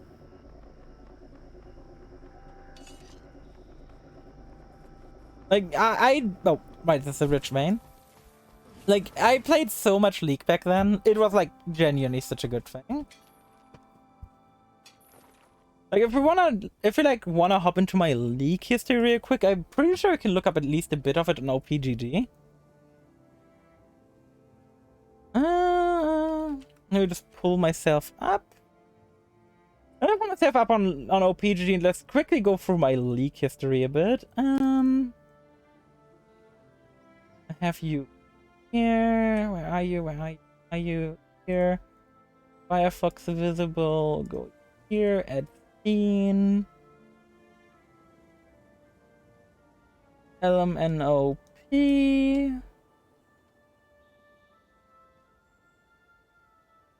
Like, you can see shit here because I haven't played League in so long. But if we head over to Champions, we can look at Ranked Solo, and we can look at the old seasons. Like, Season 1, I didn't play Ranked. Season 2, didn't play Ranked. Season 3, this is where I started to play Ranked. This is where, like, I stopped being scared of Ranked. I remember these good old days. I didn't pick, like, anything that made sense at the time. I picked whatever I felt like. But my main was like Elise Jungle. It was like really fun Elise Jungle. I had like such good memories of these days. Like Elise Jungle was like one of my favorite picks of all time. It was so fun to play. What the fuck is wrong with Sivir's icon? They slaughtered her. Oh no.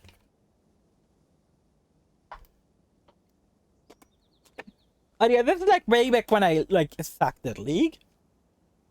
I was pretty new at it and like, Season 4, yeah, this is why I found out Swain is my favorite. This is why I found old Swain to be my favorite character in the game. I ended the season in Platinum as well. It was a really fun season. You can pretty much see what I was like. I'm pretty sure back then we didn't have like queues for roles. So you queued and like whoever was first pick got to pick where they went, second pick got to pick where they went, third pick went to pick where they went. Like as last pick you were just support. You were support or ADC. There was no those are the two options.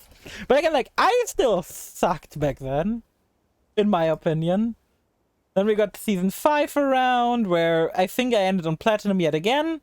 You can see this is where I became a mid lane main. With Swain, Ahri, Victor, Echo. Like my favorite characters. Then season 6. This is the season I didn't play much, but again, like Akali, Ahri, Lux. I was a mid lane main through and through. I'm pretty sure at least if I press on total doesn't change anything. Yeah. So season 7 is where I started playing ranked a bit more. And this is where I became an ADC main because my friend group didn't have an ADC. And I did pretty well, I would say. Jhin being probably my favorite ADC of all time, I would argue. Jhin is just such a joy to play every time.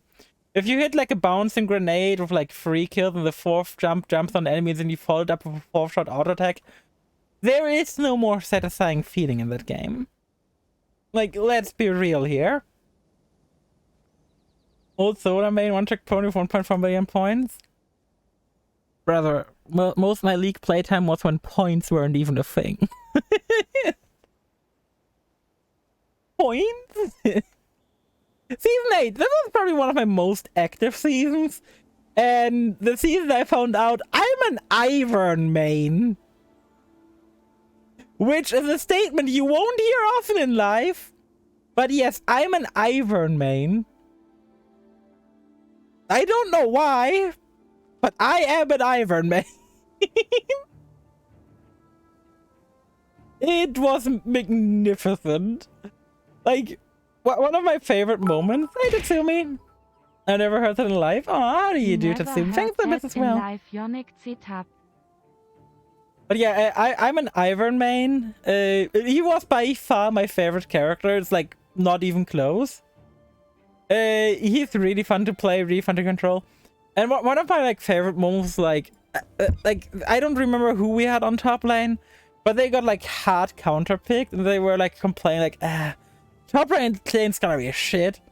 And I was like, hey buddy, calm down, play safe. Everything is gonna be alright, man. And then I locked in Iron. They were like, you say that? Oh my god. And you lock in Ivern! I'm moist. I just remember that line. I died laughing. I died laughing so hard.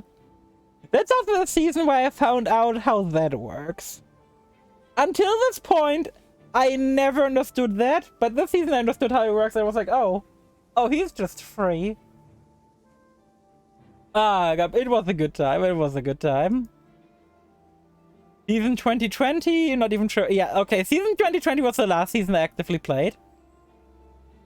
And this was the season I played a lot in. This was actually where, like, with a good friend, I went back to his and his friend group. And they needed an ADC. As you can see, they needed an ADC, so I became an Aphelios main. Aphelios probably not my best character, But good fucking god, is he fun. My best characters that season were definitely Varus and Misfortune.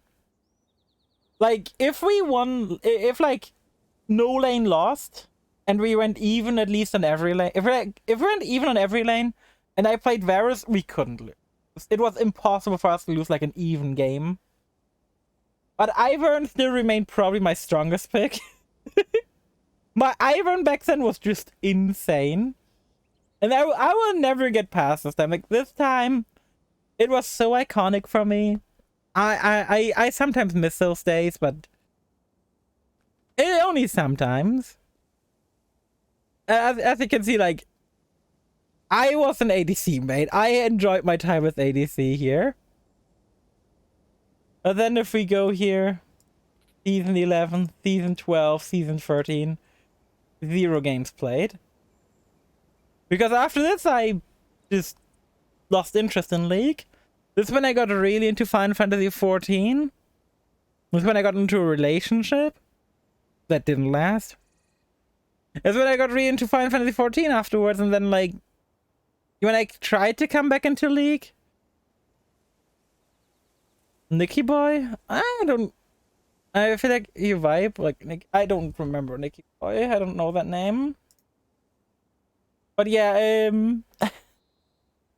I tried returning to League at one point with like people who were playing FF14. Like we would occasionally like play a game of League, and it's like, nah, didn't vibe as hard anymore.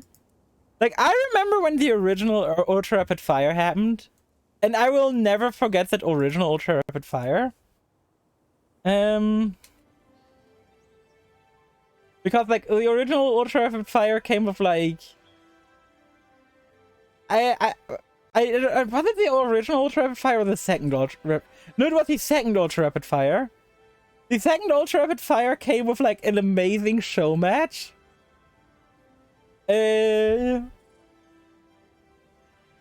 Which was like, ah, god. So, the history was basically back then. YouTube streamer also plays Iron, understandable. Basically back then when like Ultra Rapid Fire, I think, came back for the first time. League had announced, instead of doing Ultra Rapid Fire that year, that they would be doing the opposite of Ultra Rapid Fire. The game would be like extremely slow and everything. Like, the game would basically be a crawl to play. It was like the opposite of Ultra Fire. Like, games would like last a week presumably and shit. It was really funny. And the best thing was like, the team names was YOLO versus Swag, and it was like Ye Old Gentleman or something. No, Ye Old League Organization versus the Society of Worth Associating Gentlemen or something. So YOLO versus Swag, and it was like everyone was apparently like getting ready for like this show match. Like after show match, like this low ass League game where laning phase would like last like 3 hours. It was so amazing. It was like supposed to be like this long ass game. But then they had someone someone presumably broke in there and put ham on the servers, which overloaded the servers and caused the show match to be an ultra rapid fire instead. It was just such a random thing. Which, like, it was history. It was history. It was like 100% history. And it's something I will just never forget because of how iconic it used to be for me. Just like, yeah, Team YOLO versus Swag. But Raven to go versus swapping the actual pro players at EU1 because they was lucky, yeah. But Team YOLO versus Swag was great. Like, I remember, like, what were like best League things to ever happen was the X-Packy backdoor. To anyone who played League, you know what I mean when I say the X-Packy backdoor. It was like a massive show, it was like a massive tournament match, and it came down to the wire, and it looked like the team with Xpeki was about to lose because they just got wiped out. Except for Xpeki. And Xpeki went and backdoored like 1v4 and managed to fucking do it. And the moment this happened, the moment Xpeki's backdoor happened, you could not go a match without Kassadin for like 2 weeks. If you played blind pick, like if you played ranked, Kassadin was basically permabanned. And if you played blind pick, you would have like mid lane would always be Kassadin versus Kassadin. Because your team was throwing if it didn't have Kassadin, is what everyone used to say. And it was the funniest shit. Now, my fondest memories of League aren't actually of like the game itself. Since I'm just rambling about, I don't need the scene here anymore. I would just get rid of the visuals real quick, and then I can keep rambling about good old League days while I just keep playing Guild Wars. But yeah, what used to be the thing was like, my favorite part about League was always like the social aspect. And I know that sounds very questionable when talking about League, considering the reputation League has. But the social aspect of a League cannot be understated. Like, I know it's like, oh no, but League, everyone is so toxic and you hear N-words everywhere, and like, yeah, that's definitely part of it. But that's why you play with friends, and then you don't make friends with your new teammate, you make friends with the enemy. So the first group I ever played actively League with, which, by the way, those guys were... it's a friend group I have the super fond memories of. We eventually just split apart because of different interests in video games. Like, I went more towards MMORPGs, they went more towards shooters. I stuck with League. They stopped playing League, and they went on from League to like Call of Duty stuff, which Call of Duty and stuff were not my thing. Plus, I wasn't allowed that from my parents. I'm not gonna lie, I wasn't allowed to play shooters from my parents. My parents allowed me to play any game that didn't seem realistic. They was allowed to play anything fantasy, no matter how bloody it was. As long as it wasn't realistic, I was allowed to play. But it's a story I've already told like plenty of times. I've played Team Fortress 3. I mean, instead I went and played S4 League. Which, that game I also have fond memories of. Like, maybe eventually, like, I'm gonna make it like an S4 League stream. I know there are no official servers for it anymore, but there are private servers for it. And like, eventually, like, making an S4 League stream could be the funniest shit ever. Because that game, it was a big part of my childhood. It wasn't like the biggest, but it's probably the shooter I've got the most time in. And it's probably like a couple 100 hours. Like, it wasn't like a very good game. Yeah, no, okay, no, Pascal, you don't understand. I was about to play Gothic, which is like a pretty dark fantasy RPG. Like, it's not like a high fantasy setting with like, you know, most fantastic creatures like fairies everywhere. Like you've got dragons, but that's like pretty much about like how much fantasy there is. It was like it's like medieval role-playing game. Oh, this guy's an elite. Can I even murder him? I probably can. I'm good enough. But yeah, it's like a medieval role-playing game. Time to do some real damage. Oh my god, he's probably yeah, he might be murdering me. Why am I doing this to myself? Ah! The thing with that game was I was allowed to play it for some godforsaken reason. There is no way I should have been allowed to play that, because like in that game, murdering people is not an option. Time to do some real damage. it's pretty much part of like most major quests to like go kill people. And like the best way to make money was just to like go to like one of the like camps in the game, like one of the factions you can join. Knock out, not kill, but knock out everyone there. And just take the money. Because they were bandits, it was fine with them.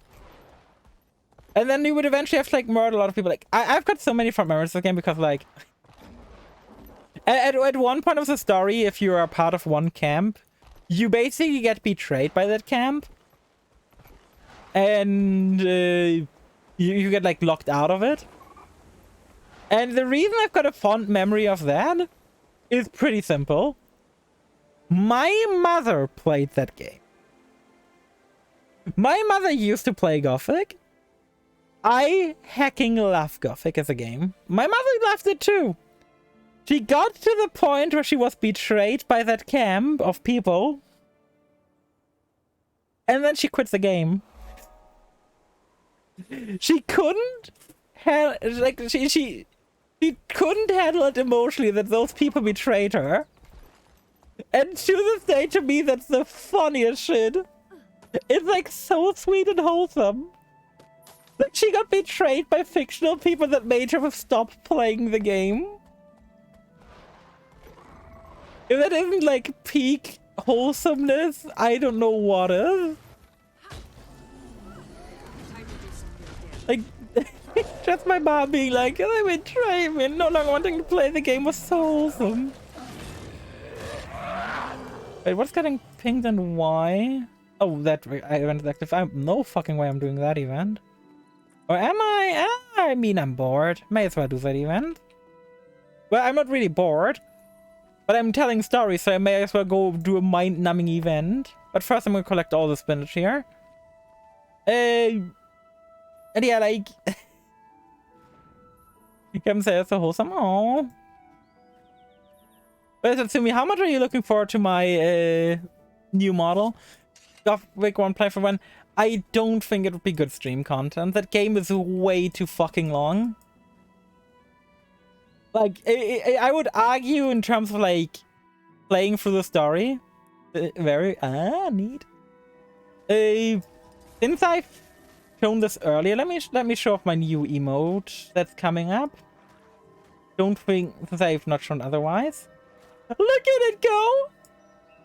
I'll just put this into the corner for now. I'll put the emote into the corner while I do the upcoming event. I am so looking forward to this. It's just such a nice, sweet, wholesome emote. I'm getting 2 versions. Gothic Vampire, have you finished Octopath on stream? Yeah, exactly. So never.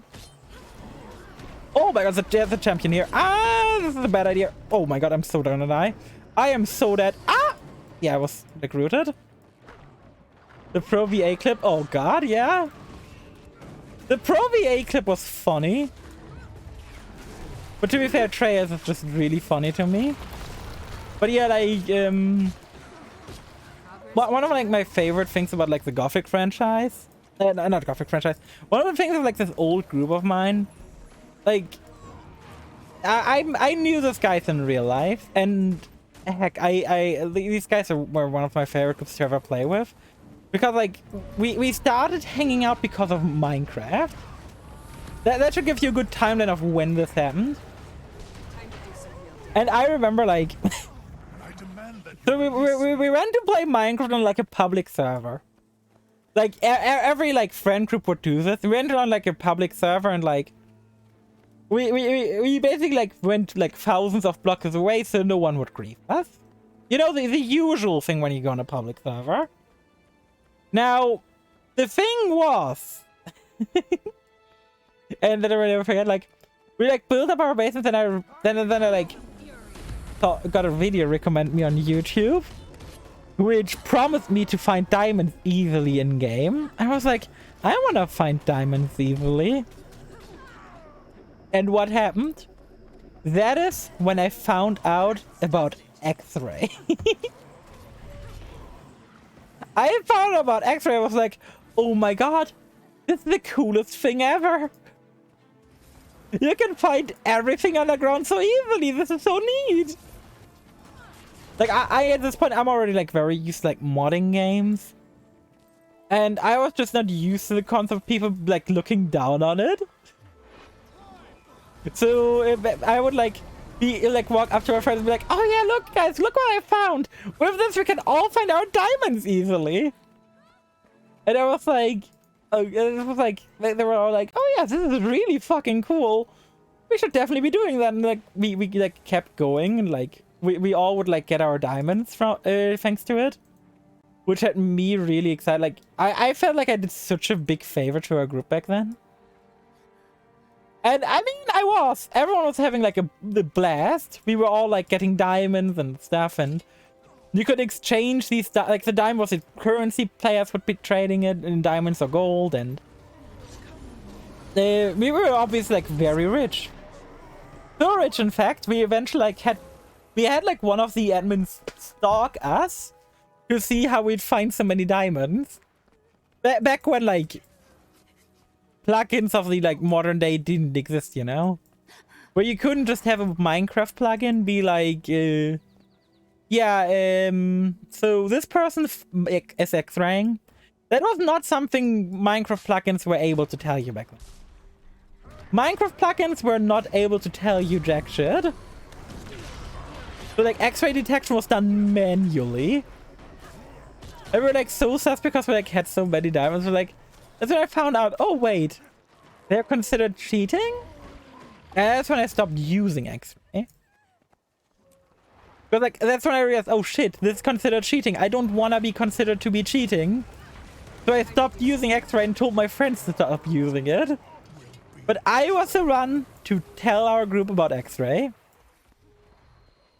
Like, we eventually, like, moved servers, and pretty much out of karma, I feel like, we would eventually, like, lose all of our stuff. Because, like, they were, like, open servers, like, no protection. We lose, like, all of our stuff to a, to X-rayers. Because we would, like, dig our chests underground, and so no one would find them, like, random blocks underground. But the X-rayers would find them. There was no way of getting our stuff back, which eventually made us quit that server. Oh my god, I'm so dead. Ah! Which I think I like to think of it as like my just desserts for like introducing my group back then to X-ray. There wasn't like, it didn't feel like amoral to me to be using X-ray, because in the end, like, no one was negatively affected from me using X-ray, right? So why was it a bad thing? That was like my entire logic. Like, no one has a downside from me using X-ray. Some people who want diamonds get diamonds. I get the stuff I want to buy for diamonds, and everyone is happy. So I was pretty happy. But yeah, eventually, like, I stopped using X-ray because it was considered cheating. One of my first multiplayer Minecraft server, I was innocently cheating because I was unaware it was cheating. I know, like, in German we like to say, Unwissenheit schützt vor Strafe nicht, which translates roughly to not knowing doesn't save you from prison, or from being punished, but from prison sounds funnier. Did we say from prison sounds funnier? Perfect. And the thing really was like, I just didn't know. I just didn't know X-ray was considered cheating. But like one of my favorite, like the first Minecraft server I ever played, like so this guy, I originally, like the guy who like invited me to this Minecraft server, I originally met playing League. Which no, I didn't meet the guy. So I played League with a bunch of friends I found online. Like, I just found them by playing League. And I would occasionally hang out with them. And here's the thing. When I played League with those friends, they introduced me to a game. A game that isn't officially around anymore, but there's like an unofficial fan server for it. And these League friends introduced me to Battleforge. To anyone who, like, knows about that game, you immediately know about, you really like get like a fact like, oh my god, I haven't heard this name in ages. So I would play, like these guys invited me to play Battle Forge with them. I had no idea what the fuck Battle Forge was. I'd never heard of it really. I was like, yeah, what the fuck is this? So I downloaded the client. I was like, oh my god, I remember now. It wasn't a game I saw a ton of ads for on TV. And the game I always really wanted to try, but I didn't want to pay for it. But turned out it went F2P at some point. And so I was like, oh my god, Battle Forge is F2P now. I need to play this. Like, they invited me and like, I was like, oh, so fucking excited to get playing. To this day, I still, to this day. To this day, yay! To this day, I still think like Battle Forge is like one of my probably fondest memories in terms of games. Because that game I played with great people. The people I played Battle Forge with were genuinely great. I had a ton of fun with them. And the thing with like that game was like, that game introduced me to a guy. I'm just gonna go by the name. I'm just gonna name him Patrick. So we have a filler name. So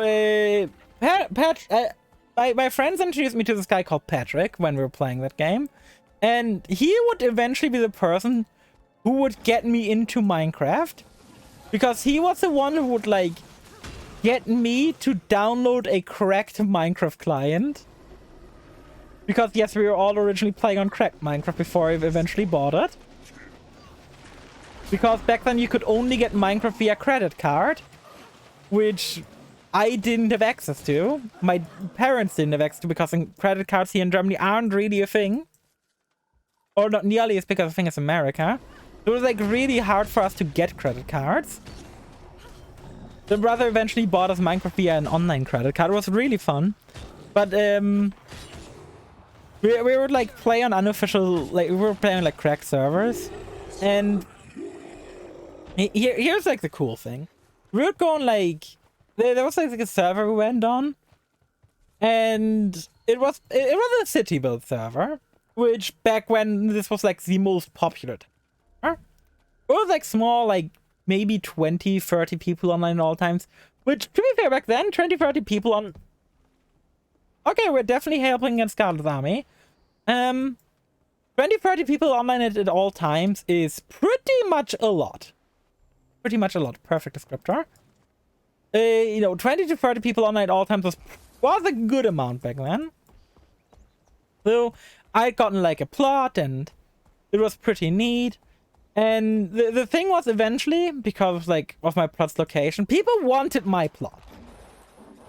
People really wanted my plot because it was like a good look. It was like a plot next to like their homes and their friends' homes, and it was like they basically want to build a mega plot by just removing the plots.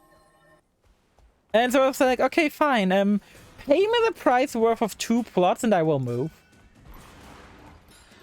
That's straight up what my call was, like, pay me 2 plots worth of price and I will gladly move. And they did. So I bought 2 plots next to one another and built like a big house. I was pretty proud of that house. It looked like shit. But like the knowledge and stuff I've got today, I'm like, that house was fucking ugly. But you know, I was pretty proud of it at the time. It was imagined pretty much there. It was like one of the bigger houses on the server. But like everyone else was just limited to one like plot, because no one would buy like plots next to one another. Because they couldn't afford it. Even though the price was like, people couldn't afford it, but the price was so cheap. It's unbelievable that people couldn't afford it. The price was either, for one plot, the price was a diamond or 16 gold. That was the price of one plot. The plots are pretty fucking cheap, but for everyone, they seem so expensive. But everyone's like, oh my god, that's so expensive. And no, it's really not. It's fucking cheap. 1 diamond or 16 gold is nothing. I know, like, you would buy the plots from the server owners. Because, you know, of course you would. The money would just leave the economy. And, I mean, there was nothing wrong with the system. It worked fine. We all had our fun with it. But then I realized that my two houses were standing above a giant cave. I mean, that cave was giant. To this day, I would say it's probably the second biggest Minecraft cave I've ever seen. Not the biggest, but second biggest. It was pretty fucking massive. That cave was insanely long. I never saw the end of it. And that cave went like all the way below the city, obviously, because like, sure. Now the thing was, no one except for me had found this cave yet.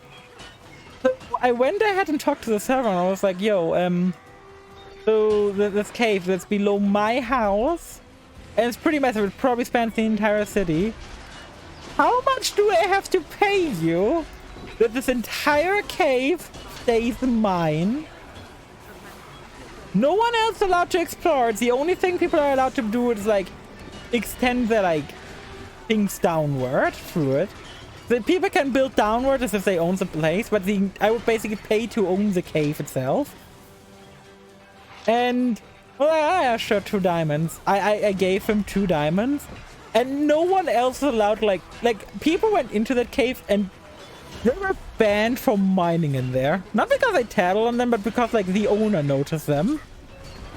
The owner noticed someone was like mining in that cave, and they would ban them because I bought that cave. That cave was mine, and the owner was not fine with someone else mining in my cave. Because I purchased that cave for 2 diamonds. It's northeast of here. Oh, the final assault is somewhere where I can't be. God damn it, it's too far away. I mean, I can try running through here. But yeah, so I owned the entire fucking cave. It was funny. Oh no, there. Okay, more events spawned. Guess I'm going to the one west of here. Like, it wasn't the best cave. It was giant though, and it was my cave. And that's all that mattered to me. It was mine. No one else was allowed in there, and people would get banned for going in there. Which, by the way, this was like a thing that really pissed off those people like bought my like old plot. Because this was gonna be the other plot. The plots I end up getting were like gonna be their plots. And they were like pretty pissed off that I ended up getting like the giant ass cave below there. They're like, that's not fair. Why didn't you get to have the giant cave? Like, I bought it. For how much? 2 diamonds. And keep in mind, I was like 14 or something at the time. So I had no idea how fair or unfair any of this was. I just went with it because I had a good time. Well, like, everything was fine. I had a good time, other people had a good time, and in the end, like, that's all that matters, right? I had no idea how much of an obstruction it would be that everyone who went into my cave would get banned. Unless they were, like, allowed. Which Patrick was. No, I didn't allow anyone else there because no one else I knew on there was, like, playing. It was really fucking fun to just own that cave, and everyone who went in there got banned. Like... I don't know why the guy allowed me to just own that cave. He really shouldn't have allowed me. It was like a massive obstruction to everyone. But it was my cave, and I was proud. How the fuck did you die?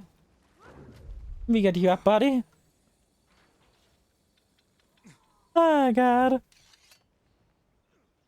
Oh, yeah, that was like one of those times I definitely like remember Minecraft server.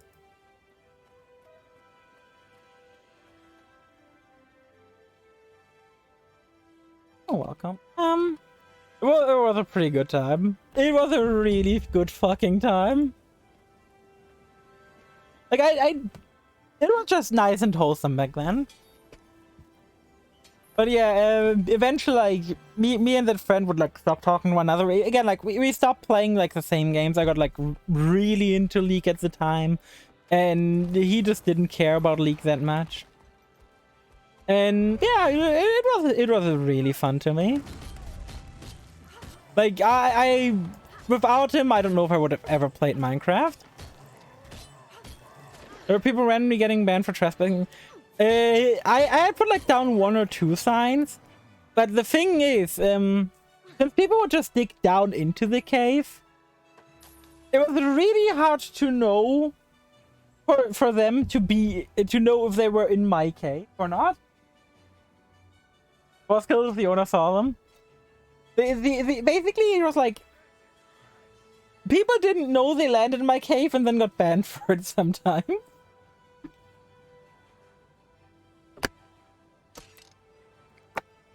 I think the ban was like 7 days. Hey Faye, how do you do? I'm headed for work, but I want to drop in and hop my amazing stream. Remember to smile. I have to remember not to smile currently, because if I keep smiling as much as I am, my mouth is like gonna start hurting. Yeah, and hydrating will do. Ah.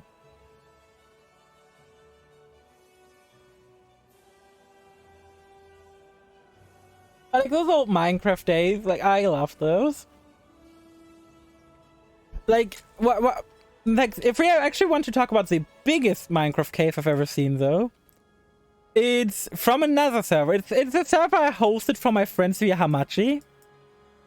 You know the good old Hamachi days? Where if you want to play anything multiplayer, you were probably doing it via Hamachi because there was no good option to just... The good old Hamachi day. Exactly. You know what I'm talking about. Hamachi? That brings me back, yeah. The good old Hamachi days. The trauma, the way... I don't think it was trauma. I loved the good old Hamachi days because there wasn't really anything wrong with it. There wasn't a lot of right with it, but like it... I just remember like the Hamachi days super fondly. There was like this... We had like... We obviously like had a Minecraft server via Hamachi because like... How else were you gonna play Hamachi? We were like 14-year-old. We were not gonna pay for the server. See you there. I would just pick up this person. They're probably just AFK, but still. I would rather come back to a living character than that one. You have a friend back? You had to ask friend to also server first because before it had been saved. What is AFK on spawn? Oh my god. Yeah, I would think I would also do... Oh no, they're not AFK.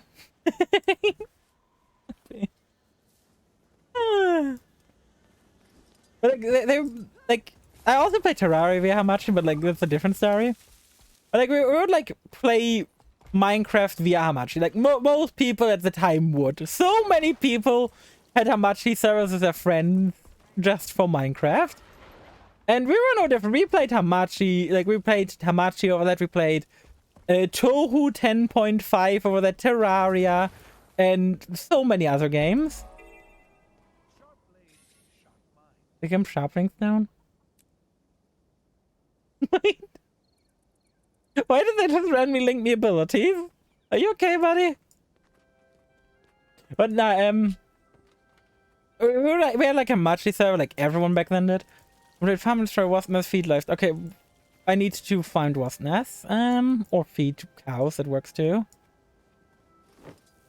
Like just like everyone else, like we had a Hamachi Minecraft server because there's no way around it. And here was the thing. We started playing Minecraft, and at one point 2 of the friends who were playing on that server, I was hosting it via Hamachi, got into a fight. They got into a fight because they couldn't agree on some nonsense. You know how 14-year-olds are. The fights don't have to make sense. It's 14-year-olds getting into a fight. It's bound to happen eventually. And like obviously like everyone got in a fight, and like then like based on like who we thought who was stupid, we like split off into 2 groups, as you would. But we would all keep playing on my Hamachi server. Why? I don't fucking know. We would split up, but we would all keep playing the same match. But like they would like leave our base, and they made their own base somewhere else in the server. Now the thing that made our like base really fucking good is there was this giant, I mean giant cave. After like everything was done, I went through that cave in like creative mode.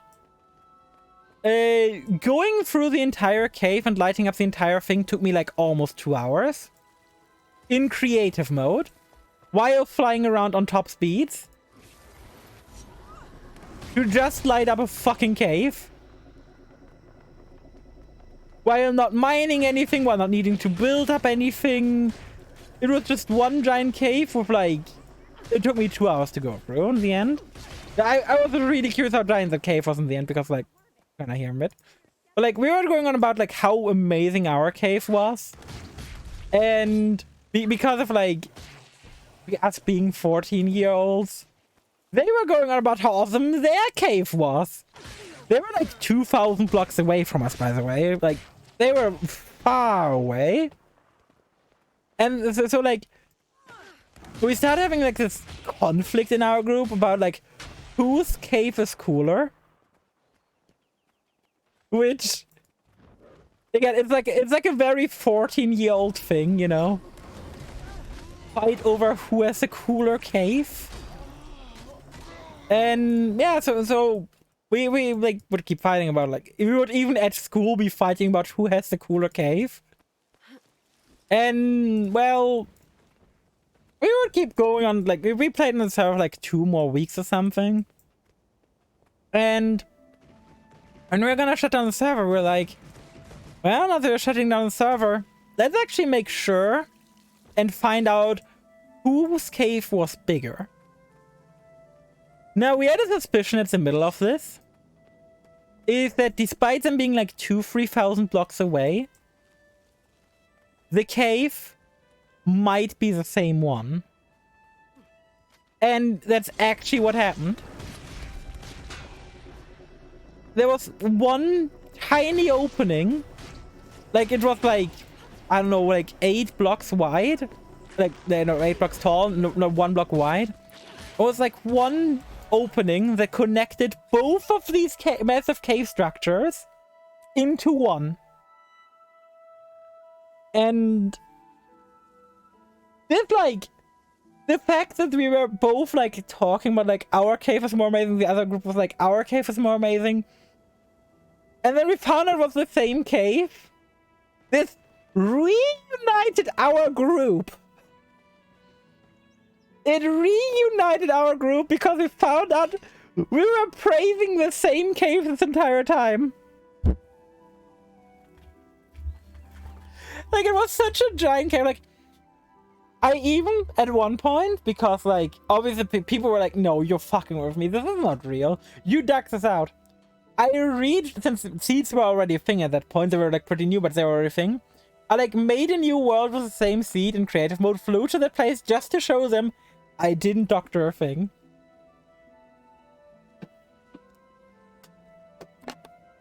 It was amazing. There wasn't much point to it, but good God, I loved it. It will probably be like one of my favorite memories in a long time. Like, just this stupid fucking cave. We fought over it and it ended up being the same cave. To be like 14 again, you know? To be like 14 again, be able to fight over who has the bigger cave. Go out there, bring a weapon. Friendly faces are in short supply. Like, just to not have like any variation, just fight over who's got the big cave. Like, why is this even a fight we're willing to fight? This is the fight people were willing to lose a friendship over. Just people are willing to lose a friendship over who had the bigger cave. And now that I'm saying that a lot, it sounds like we're having a dick measuring contest. It's like, why was this such a big deal to anyone? Who the fuck cared who had the bigger cave? Like, genuinely, like, why did we care? But no, we cared. It almost ruined our friendship, and in the end, oh, your cave, other caves, true. So we got a gift from Scarlet here. Let me quickly show you what the gift of Scarlet does after I stop my inventory. Because the gift of Scarlet is really fucking cool. And if you ever get one, I really recommend you use it. It's one of the dopest things in this game, personally, I think. Is my normal setup, right? Yeah. So this is the gift of Scarlet. Let me quickly, wait, there's a waypoint over here. Let me collect that real quick first. The gift of Scarlet is really fucking cool. We got them for, like, participating in the, like, whole, like, Captain Scarlet event just now. It's like, it's like a small meta event. It's, like, really fun to do. Let me quickly just dive in here and pick up the waypoint, and then we can use Scarlet's gift. Whoop. And highway point. So I'm gonna swim up, and we're gonna quickly use Scarlet's gift. So Scarlet is a very good loser, you know. We defeated her armies, and she gave us a gift. Need help here.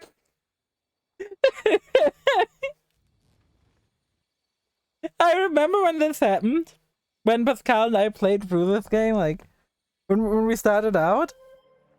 We got to, like, this point, and we opened the cave, like Pascal opened the gift like random because, like, he was just sorting out his inventory. And like, huh? What suddenly killed me?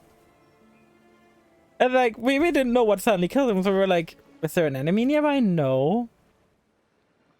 And like, we're like so confused. What the fuck killed Pascal? And like, we'd like look around, like there was no one or no enemy that could have killed him. It was like, how the fuck did Pascal die? And we like kept looking around, and, like, eventually, like, we like noticed. And it was like the moment we realized what was going, like, I like used mine, and then I died. I was like, and I was like, oh, Pascal, I know what happened to you. I was just lying there on the floor, dead. I know what happened to you, Pascal. And like, I'm just laying there fucking dead because I used the gift myself. I didn't know it was kill me. But goddamn, it was funny to just open a package and be dead. Just, you know, the perfect, like, blind gameplay experience.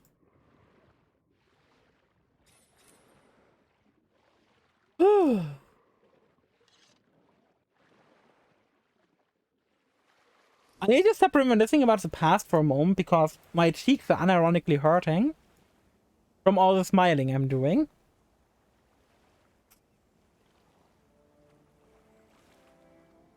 Ooh.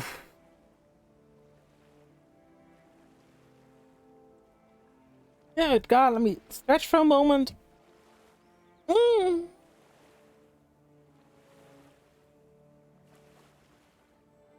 If he committed the doku without knowing, so it doesn't count. I'm not committing the doku. It's only committing the doku if you know about it.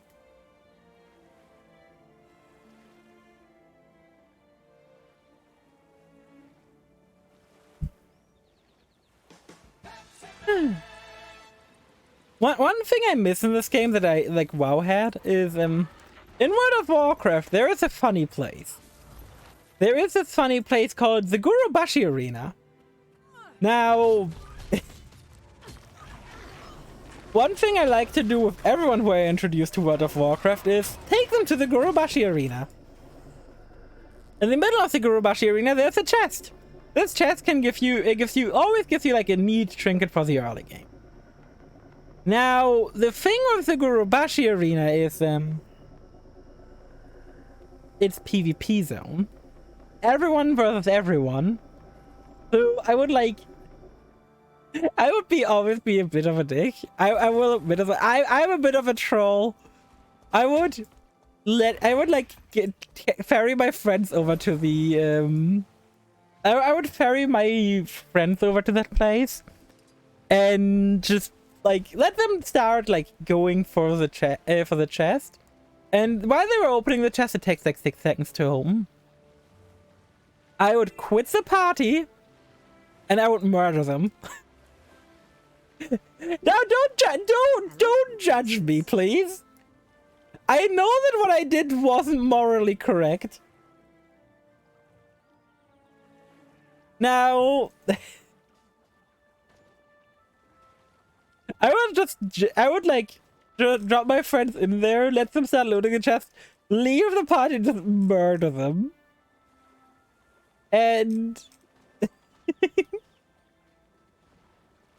was just the funniest shit. Oh god. Like, every time I would introduce a new friend to World of Warcraft, I would go into a flying mount with 2 seats, ferry them over there, drop them in, and then just murder them. And the thing is, if I was like level 19, they would be like on level 30 character, level 20 character. I would just be showing them around the world, drop them in, murder them in 1 hit. Which, oh my god. It was genuinely like funny every time. I do have a bit of being a troll in me. I'm not gonna lie about it. I am not a troll-free person. I do enjoy messing with people to a certain degree. I never do it in a way where it's like genuinely harmful though. Like you will never find me do something where it's gonna end up like making some accidentally like hurting someone. It's like innocent trolls like that one where I just kill a friend once in WoW. And usually like the friend would chuckle with me. Because it's just so unexpected. But like nowadays in WoW where you like have to actively toggle on PvP everywhere. It's like you wouldn't just not expect your friend to suddenly be like, yeah, I'm murdering you. Like you just wouldn't see it come. Why am I fighting an elite? This is a mistake. I should not be fighting an elite. Ah! There's no reason for me to fight the elite. Zero, nada, niet. Ah! But like, I mean, there was nothing wrong with it in the end. Like, everyone had a good laugh every time it happened. Like, it was a good time. It was a good time. I smiled, they smiled, and like, oh god. But one other thing was also like, I'd be like, you shouldn't blindly trust people. Why? Well, that's how I ended my sentence before just dismounting from my flying mount.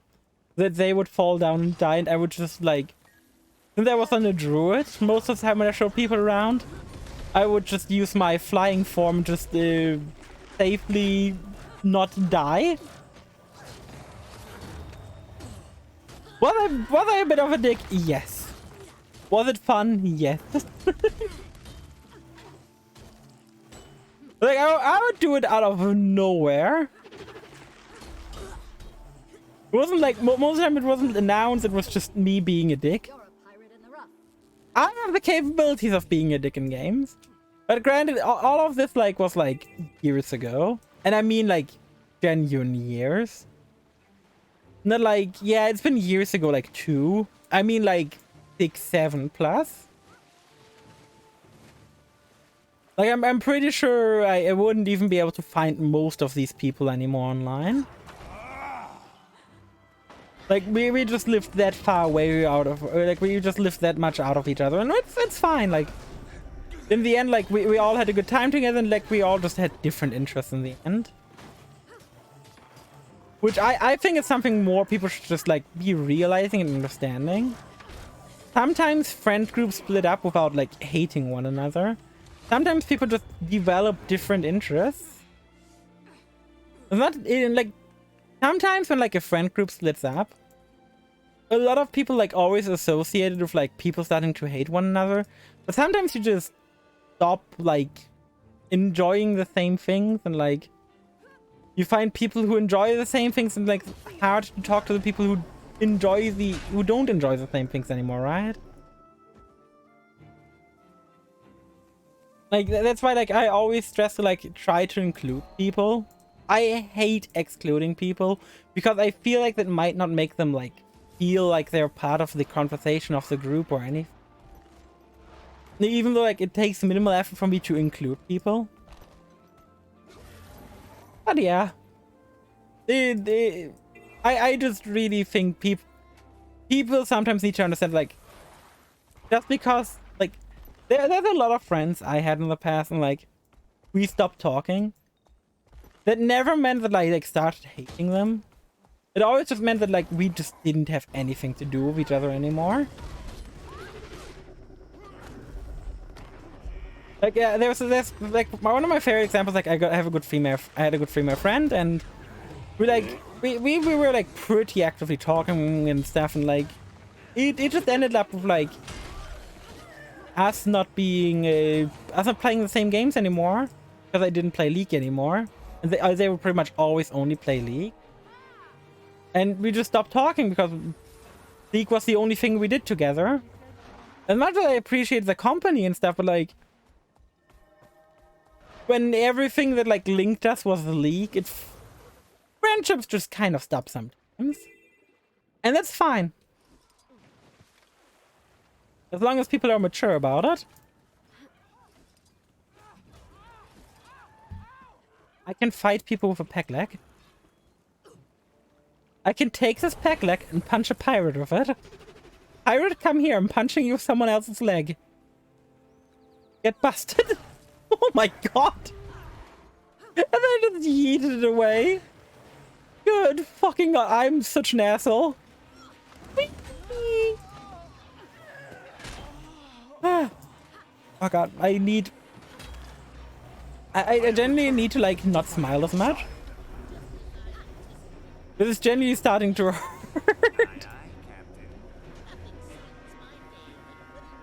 Remember from stealing the sunken treasure? I want to prevent you guys from stealing the treasure. Fuck you. Can I attack you guys soon? Oh, I mean, I can attack you. That's big enough already. I should also be making sure to heal up. Ah! Ah! Oh yeah, I'll just murder pirates to fill out this hard quest real quick. Which should not take too long. It's just pirates after all. If I would hear you say to smile less.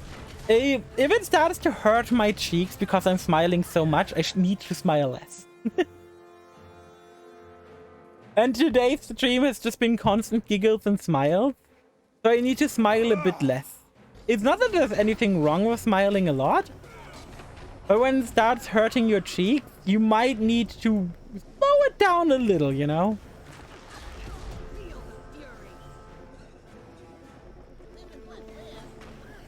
Like, I have this occasionally, like, when I've got, like, a really, really, really good day, where I'm just having an absolute blast. I'm smiling for it, imagine. It's not a thing I'm capable of doing to just stop smiling. Like, if I genuinely, like, need to stop smiling, I will have to turn off the stream. Because as long as I'm, like, able to, like, talk, I'm gonna be smiling. Like, as long as I'm able to have a conversation with someone or something. Be like me and never smile. Okay, that's a lie. That's a lie. You are smiling. You said yourself you're having fun with Honkai. If you are having fun, you're smiling because you're enjoying yourself. It's a natural response of your body. Also, I didn't mean to attack that crap. God damn it. Ah, God. Having fun and smiling. If I'm having fun, I'm smiling.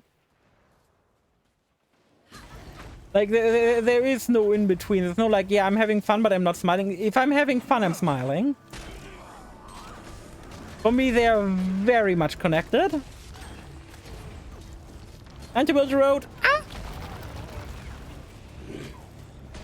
I am the dwarf and I'm building a road. Buildy, buildy road. Building a road. One person just ambushed me while I stole their stuff. God damn it. Hi. Ah, good. But yeah, I genuinely feel like there's just been so many friendships I have had over the years. And I value every single one of those I had. Every friendship I had brought something unique. And you know, if it wasn't for all those friendships I had, I wouldn't be where I am today. Like, I would not be here today if it wasn't for like all the things that happened over the years. All the friend groups, like all the people who will like, a lot of people I will probably never talk to in my life again. Not because anything's wrong, but just because we lived away, like we live. Oh god, in German we've got like a good way to say it. Give me a report. But yeah, we got like, ah god, how do I best describe this? Drifted away, yeah, kind of drifted away. Like all the like friend groups I went through, like I can basically like mentally go through all the friend groups I had. Like my first online friend group I had, I built in a game called Clonk.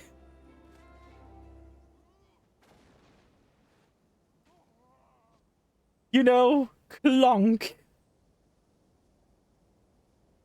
Clonk is a game you probably have never heard of.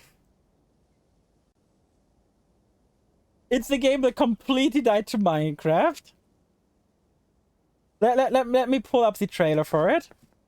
Let me pull up the Clonk trailer. Because that game is massive nostalgia for me.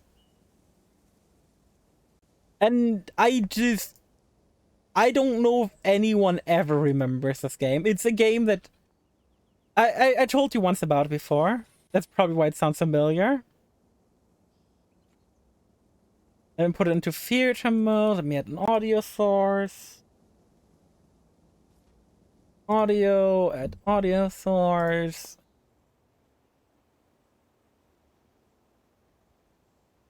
Perfect. Now make Firefox visible again. Where are you? Boop. I will just carefully make it a bit more quiet. Ah yes, Firefox doesn't have any audio.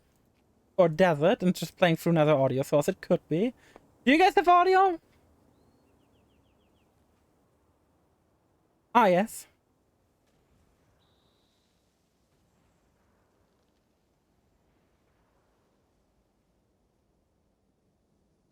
This used to be a game I played a lot. You don't want to know how much game time I had on this game. I had so much time on this game.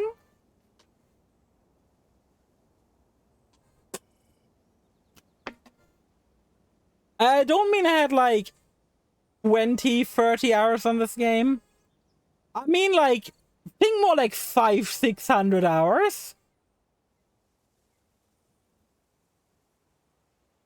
This game used to be so simple. I loved it to bits and pieces.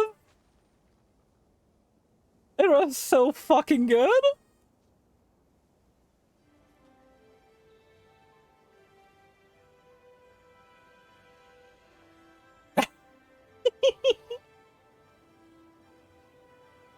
This game had like so many game modes. It's unbelievable. Like the real reason why this game survived for as long as it did, which was it survived until the release of Minecraft, was pretty much because of the community made content. Because this game was so easy to mod. This game was super easy to mod. I even made like a pretty like popular map at the time. Like I made a map that I would play for like 50, like I probably played on the map I made myself for like 100 hours alone, if not more. Which my map was like entirely based on like a different kind of custom content. So my custom content was already built on other people's fan-based content, which was so fucking cool. And like you've got fan-built content based on fan-built content, like it kept going like this. Ah, I got the night map. This map was so fucking cool. Absolutely unbalanced PvP wise. You always had like roleplay in this map. It was so fucking cool. You had airships to invade other people, like...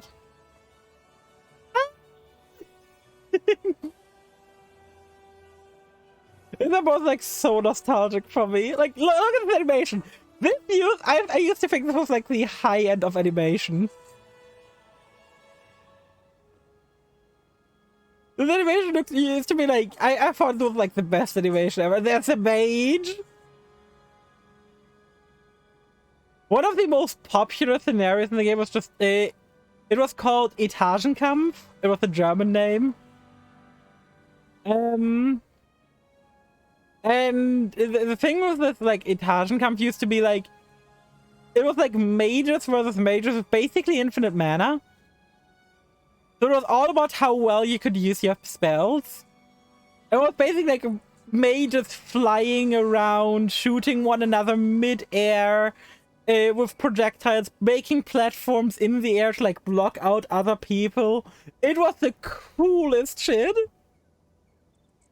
Like, the game is dead. The game is dead, which is a shame, but, it used to be so fucking good. They were working on Clonk Extreme during the time Minecraft was in works and came out, which is pretty much the entire reason why, like, it's dead. They were working on a 3D version of this game, and that's why it died. But, like, Clonk Rage epic moments. What kind of epic moments can we have here? I have to watch that right now. I'm sorry there's a bit of React anymore, but I need to know what the fuck epic moment is. He's flying an airship. Oh! Oh! Right! He got something explosive.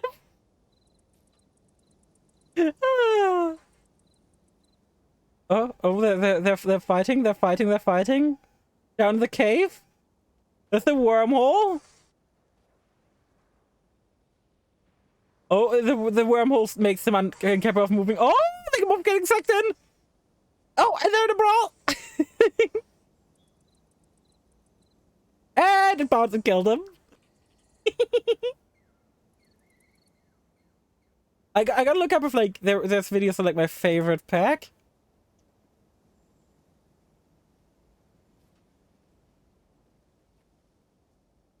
Oh god, what was the game mode called again?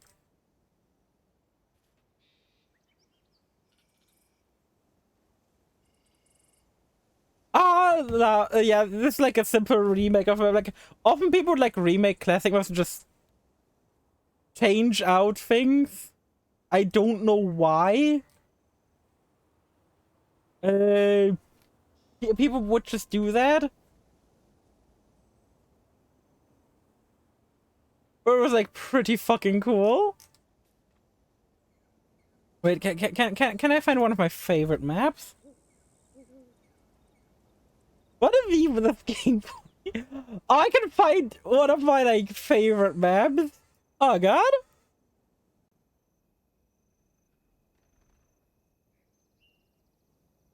Oh god, but the gameplay is shit, obviously.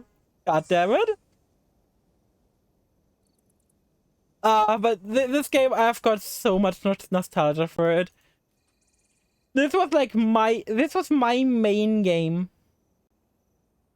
It was like my main game before I started playing like a League. I gave that game up and started playing League instead. That's how you know how old the game was. I started playing League in season 1. No, I made my account in like the beta, but I started actively playing in season 1. But it tells you just how old that game is.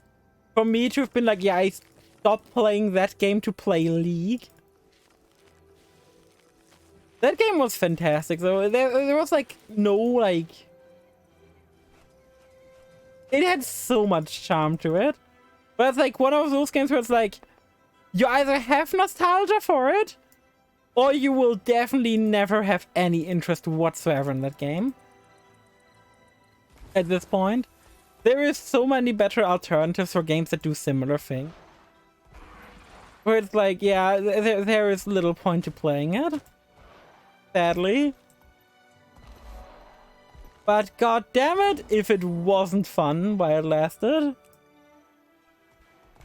Definitely one of my favorite games of all time, if it were still alive.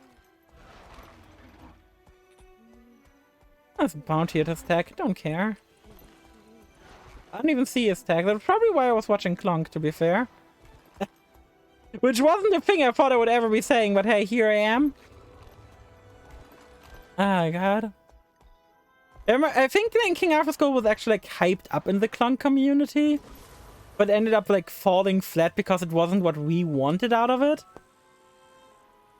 And then again, like the game that ultimately killed Clunk was Minecraft, because it provided pretty much most things that Clunk could, but in 3D.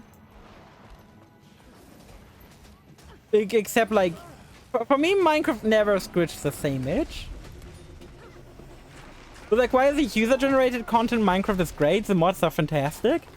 The ease of like sharing and trying out modded content in Minecraft is way different. Like the way you just play, like the way Clunk worked is basically you. Let's say I want to play like my maps that I literally just created, and no one owns this map. I would just go into the official online server. Oh, this is pretty. This is very pretty. But yeah, I would go on like the official online server for it, and I would just host the lobby. Anyone could join me, and anything they are missing, be it like resources needed for my map itself, they could just download. Like, what would happen is basically like, you would join a lobby of like a thing you don't have. Undiscovered. Is this underwater? Do I need to like go in a cave here? But how that would basically work was like, you would join a lobby, and then you would start downloading the map or any resource you might need to play that map. Unless the like resources of the map were too big, in which case the game would be like, no, this is too big for us. So what would often happen is like, even with my map, they had so many resources that were needed for my map. Like, I think it was like laughable size nowadays, but it was like 20 megabytes. And the biggest file transfer limit over the game servers were like 5 megabytes per file. I would just make like 4 different like... basically you would have like resources for my... like resources for my map name. And then you'd have resources for my map name 2, resource my map name 3, resource my map name 4. And so people would like download all that. It was like, it just worked seamlessly. And if you didn't like something, you could always just leave.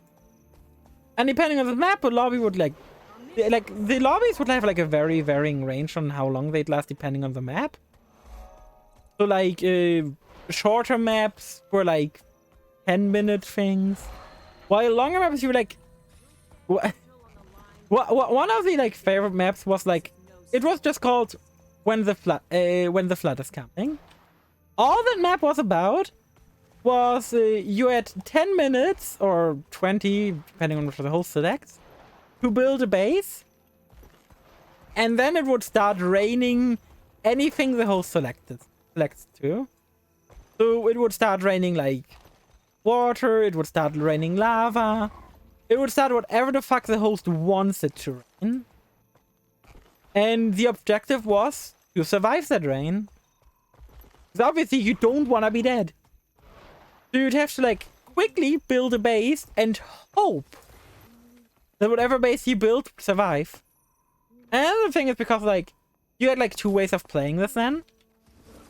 And it was either 20 minutes of peace and then it's like PvP, see who can win. Or you would just be trying to build like a base. You just build a base of like friends and just see where it's like, yeah, we can just vibe. Investigate bushes of pirates, some traps around the mansion, and interrogate several steps for find disguised pirates. Okay. But it was like, it was just a good time. There has not been a game since. Like, it was pretty special. Like, there was nothing like... There's nothing that's like scratched the same itch. It was the first game that ever taught me programming. And just like all good programmers do, I program mostly by yoinking other people's work, understanding it, and putting a twist on it. Like my map, which was like really popular, was called Etagenkampf aka. Etagenkampf meaning floor fight, and that was like the map of mages I explained here. So I would take that map as like the map layout because I really liked it. And then I really enjoyed how like AKE, which was like a almost army style like pack worked. It was mostly like army style of like you've got like your normal as health, you got here's the second crisis mansion is unsafe. You had like your pirate health, everything was like fine. And pirate health. You would have war, you would have like assault rifles and that's how that game mode worked. And it was really fun, mind you. I really loved that game mode. It was there was like a really fantastic game mode, the army game mode. How it was usually played was like there was a map I don't remember the name of. Oh no, I remember the name. It was Oil Wars, which now in hindsight, very realistic name. Like oil, it was a war around oil. And basically, the oil didn't fucking matter. But how you play that map would be to everyone would like start and like you were 2 teams, the west side versus east side, and depending on what team you were on, you would be like going to do like you're just building up your base, and then like usually like people would have like a trust period where it's like no attacking for the first like 10 minutes, okay? Because you could just rush people down. And so people would like build up these massive fucking bases in 20 minutes. Because like people had this figured out. People like had it figured out to a key. Like it was so much strats to it, like so many like mini glitches you would use to like build the bases better. It was really fun. And Pepsi Man, I agree, groovy. And yeah, people would just play on that map a lot. And it was like one of the most popular maps. And I was like, Another really popular map was Melt Me. It was essentially just a brawl with like, you would spawn in on an airship which would explode after 10 seconds. And after these 10 seconds would explode and everyone on it would die. And in these 10 seconds you can select a class. And if after selecting the class you can just spawn in. And yeah.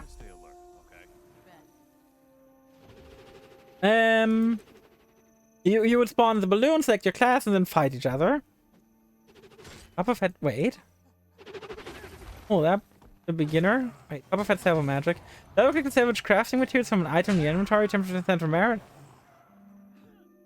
How do you get this? It's infinite use. Hold up. Infinite use salvaging. Infinite use salvaging.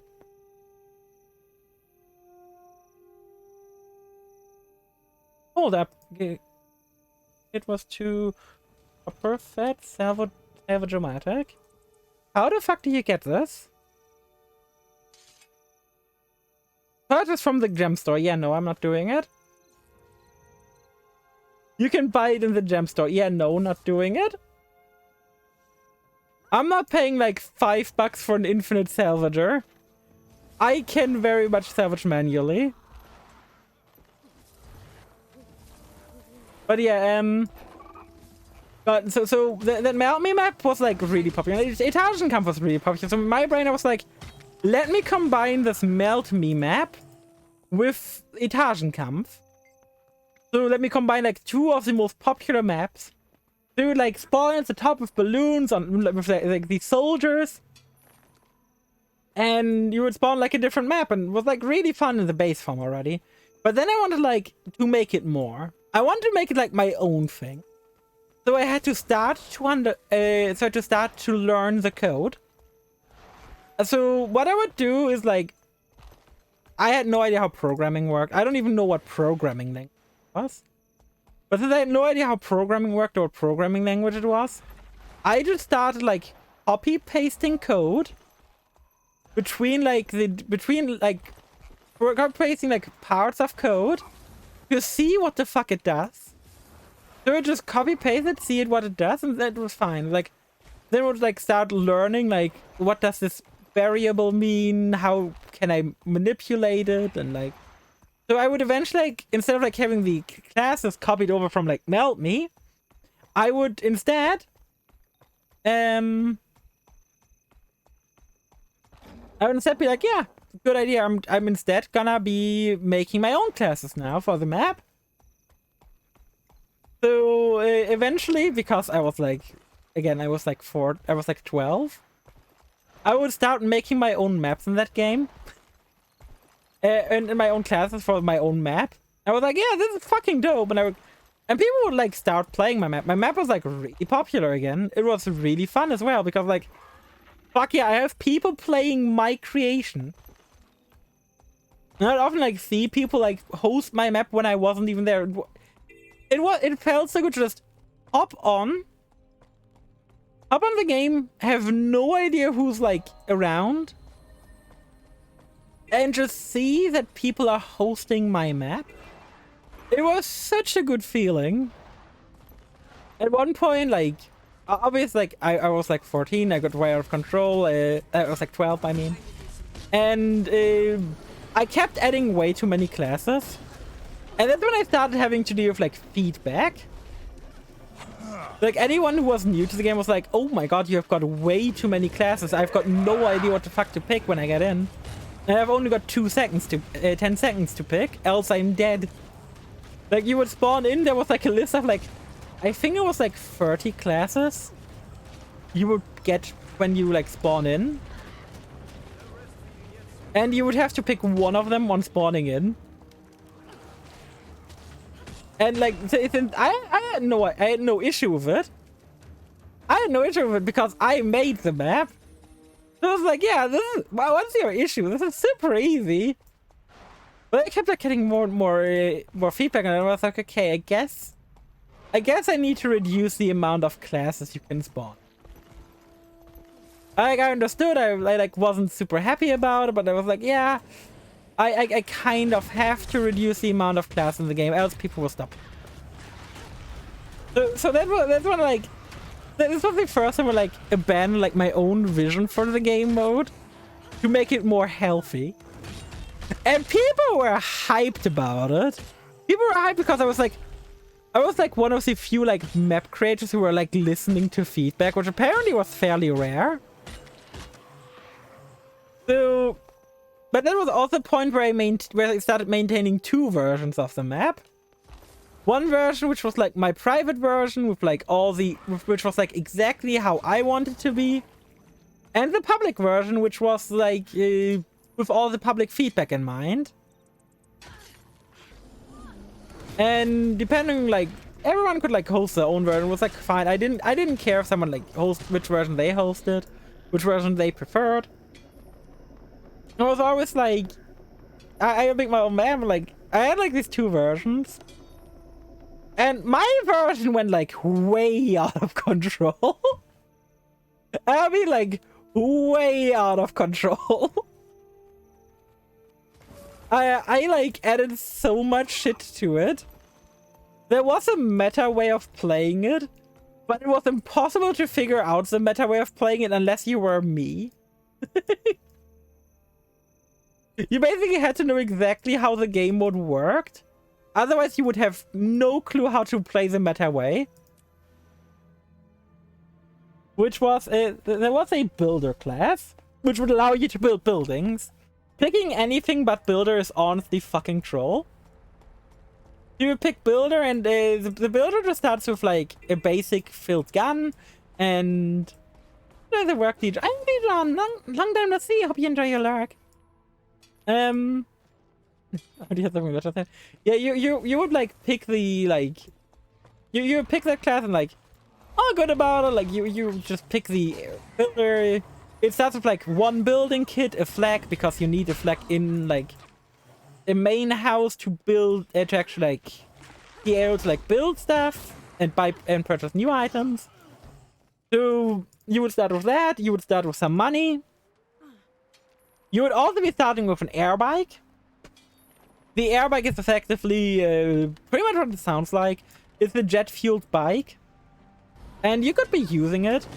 Like I would always like use the air bike. I made the build class because it was pretty much my dream class, and because I was the dev, it was the most overpowered class. Because it's obviously how it works. Like obviously the dev would make their own class their favorite class the most overpowered one. The reason it was so overpowered because like while you could access the shop and buy things on like the on other class, because I had like shop buildings out there, buying starting on anything but the builder just delayed your base building by a lot. So whoever picked builder just had so much of a faster time just building up their base. And while everyone had like 10 respawns, the respawns only applied if you only had one clonk, aka one character remaining.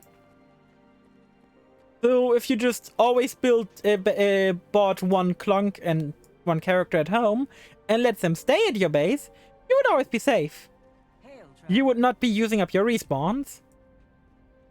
You would just be making like you would always a clonk is like a human. A clonk is basically a human in that game. Like the game is called Clonk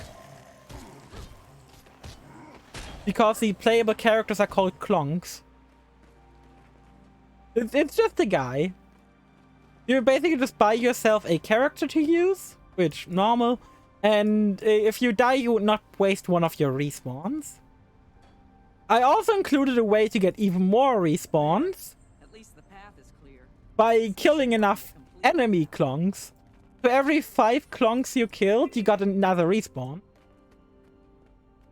So all of this ended together with like 8 people often on the map.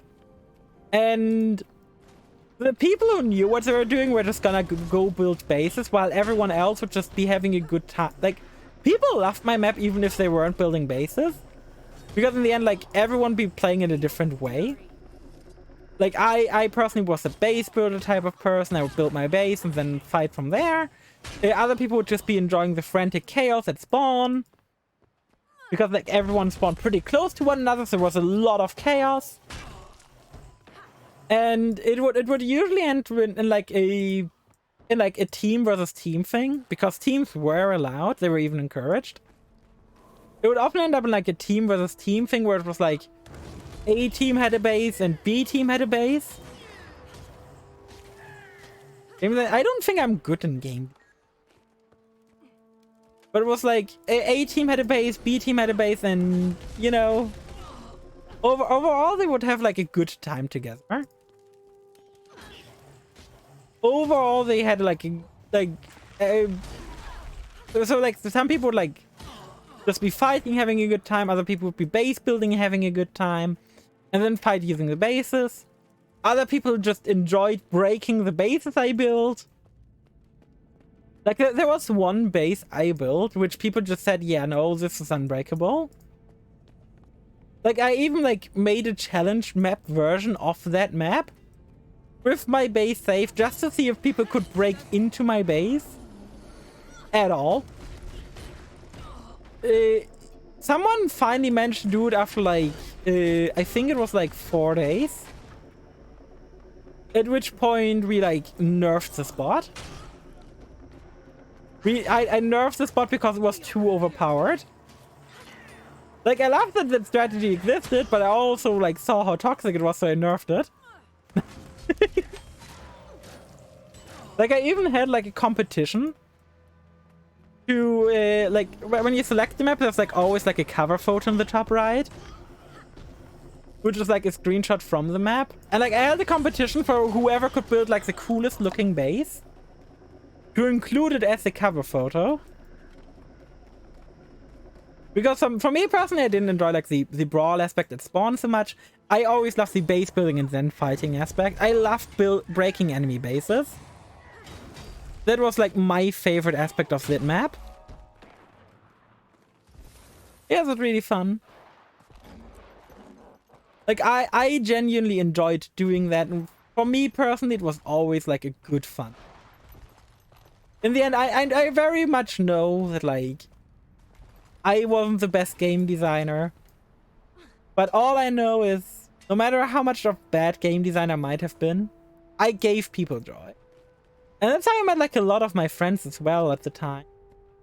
Like, I met a lot of my friends, and these friends showed me Skype. This is how I stopped using ICQ, because people on Clonk told me about Skype and how much better it is than ICQ. They're having fun, players having fun, good enough. Yeah, I mean, it was a good time. It was a good time, but like, I'm definitely not like a good game designer. We're all like 14-year-olds, most of us. we all just eventually grew out of the game, which that and the release of Minecraft killed the game.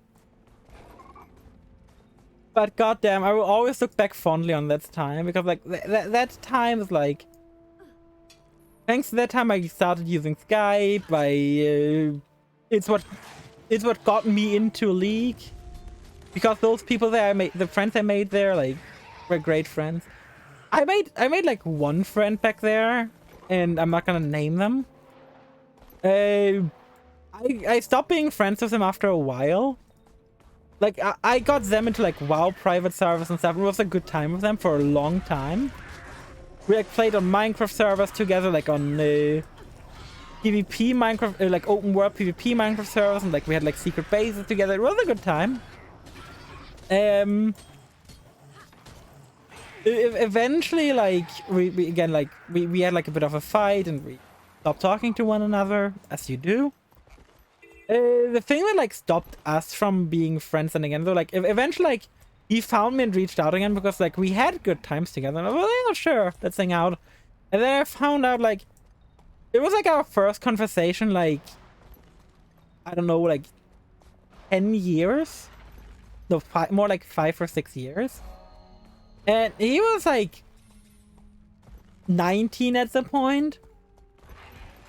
And he proudly told me about how he was cheating on his current girlfriend with his ex-girlfriend who he has a child with. I was like, that was a moment where I just like left the call. I was like, I don't want anything to do with this person. I was like, so, it was like sort of left field. I was like, excuse me, what the fuck? Also, I think I might have been here. I hope not so. Ooh, yeah, I might have done oopsie. I should probably not be fighting the elite version alone. But yeah, I don't know what caused this or how this happened, but like, it was very wild to just hear someone casually talk about, like, imagine, like, you reach out to someone you haven't talked to in like 6 years. Like, it's been a long time. You reach out to someone to hang out again because you remember having good times with them. You hop into voice call with them, you start playing something together, and then you start talking about your ex, how you're cheating. Oh my god, I have to conquer these. Oh my god, no. Maybe this AoE will help. It should be pretty nice at least. Need to toggle this off. Need to go here. Do this. F2. Maybe my elite skill will help. Oh, I haven't talked to you. It's been 17 and reach your you. God damn. But you know, there was like, I was like, what's wrong with this person? Why would they just tell me? Why would they be proud of this? You only allowed to actually get out on you. True. Like, it was so surreal to be like, how is this person telling me this?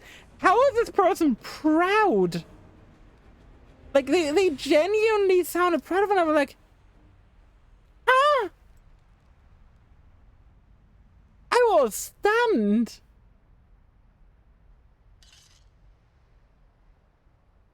I was like, genius. I was like, you're proud of him? Like, yeah. I got to fuck. Like, he was proud because he got to fuck. Like,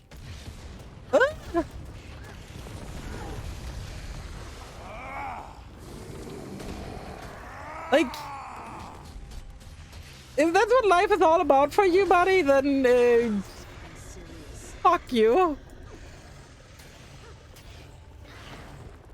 Like, he was proud, like, cheating on his, like, girlfriend with his ex because it's like such a surreal experience.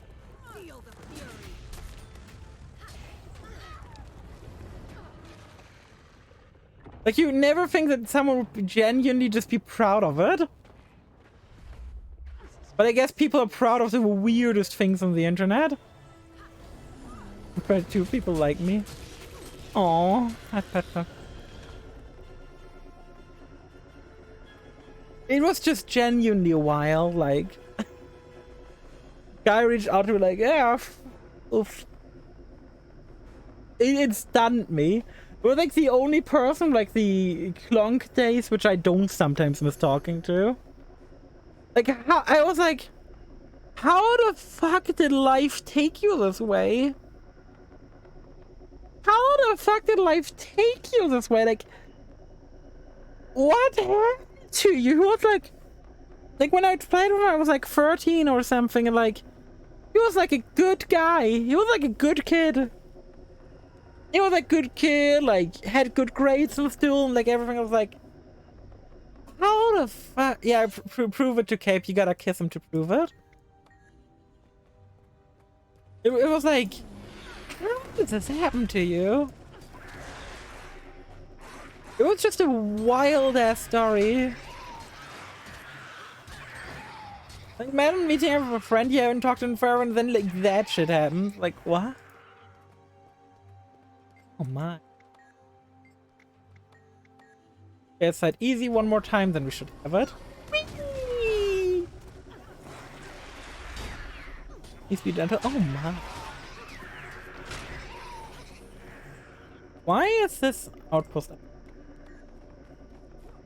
Oh. There must be an event right? No. Oh my. God damn you degenerates. Ah. But yeah, those like old Clonk days, they were wild. They were wild. The fact that like that genuinely like used to be a time of my life. Like, thinking back on it, I'm like, how did this happen? But you actually there is somewhat of a fun idea in here. There is somewhat of a fun idea in like the whole thing we just talked about. With like Clonk and me programming something. It would be pretty interesting to do something like to build like an RPG of RPG Maker or something on stream. That would be something interesting as a like long-term project.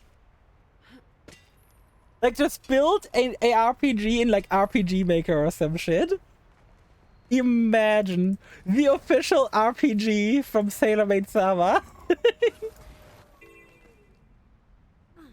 I mean, RPG Maker is really fun. I actually own one of them. I own like the BX8, I think it's called.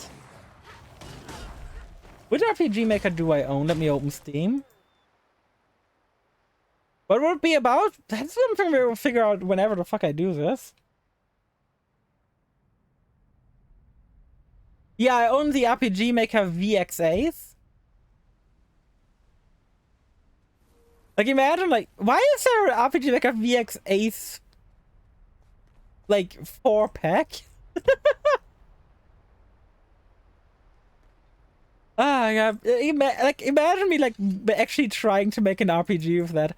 I would not hate doing that. Their crew's maid outfits were stolen when evil. Imagine. You can set up the whole squad, yeah. And pair makeup in someone has the ability to smile. Oh no. That would genuinely be. That would something I would actually not hate doing on stream, because it's like. It sounds a bit silly, but like it's the sort of thing which I would never do in private because it just takes up so much time. And eventually I would like run out of ideas for certain moments. Or like I actually like built an RPG with RPG Maker in the past. I wonder if I download RPG Maker if I can still see it. If it's like in the cage, but which was like I generally thought it was like decent. The map design was like alright, and the dialogue was decent, but I just tended to get lazy with it at some points. Like, I also had some cool concepts. Like, one of the concepts was like a dungeon, which you would return to the dungeon multiple times throughout the game.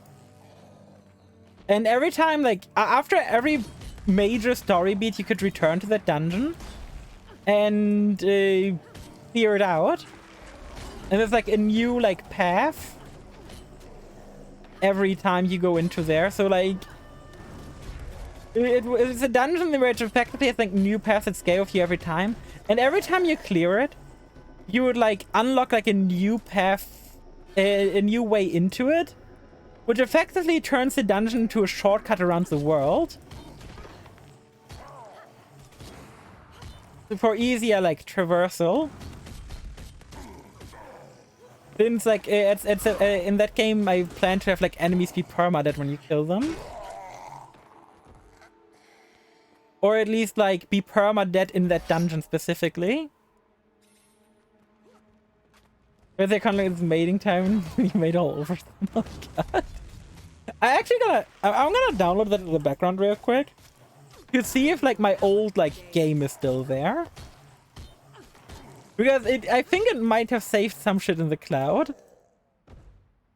Like, one of the things I also remember is, like, I had, like, a party member, which was called Marissa. Like, Marissa from Toho. And she also had the Final Sparkers ability. Because, of course, she did. It was, like, an ability she could learn. And,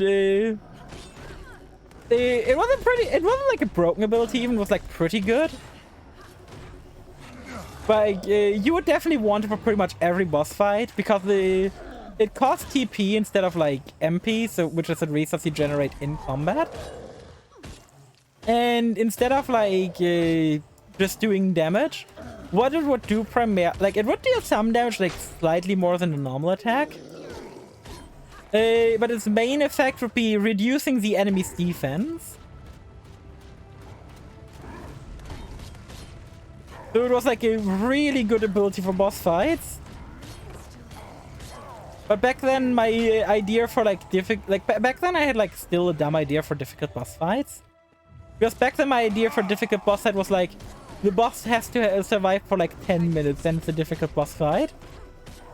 Not like a mechanically interesting and difficult boss fight. No, my idea for difficult boss fight was the boss has to have a fuck ton of health. So it would feel difficult because it's just a resource drain. But that's like a design philosophy I don't like anymore. I used to like it. But nowadays it's like, yeah, no, something isn't more difficult because I spent more time on it. Like a boss fight that lasts 10 minutes can be harder. It can be easier than one that lasts 5 minutes. Depending on what happens in the 5 minutes, you know? But like back then I didn't understand. Back then I was like, yeah, easy. You would just... if a boss fight was too easy, in my opinion, I would just add more HP to balance it. Which is clearly how you balance boss fights. You just add HP to them. Like... boss dying in a couple minutes? Just add more HP? Like, I think, like, I think you were like, doing, like, 500 damage with every hit. And, like, the first, like, arguably optional boss had, like, oh god, how much damage was it? Like, how much HP? I think the first boss had, like, something like 20,000 HP. You would need to hit it, like, 50 times. Add damage to random mechanics to my boss design. Yeah, but the thing is, back then I had like no idea how to design anything. It was really fun. Like I was genuinely proud of like some of the maps I had created. I'm gonna teleport over here so I can see where the fuck I need to go for map completion.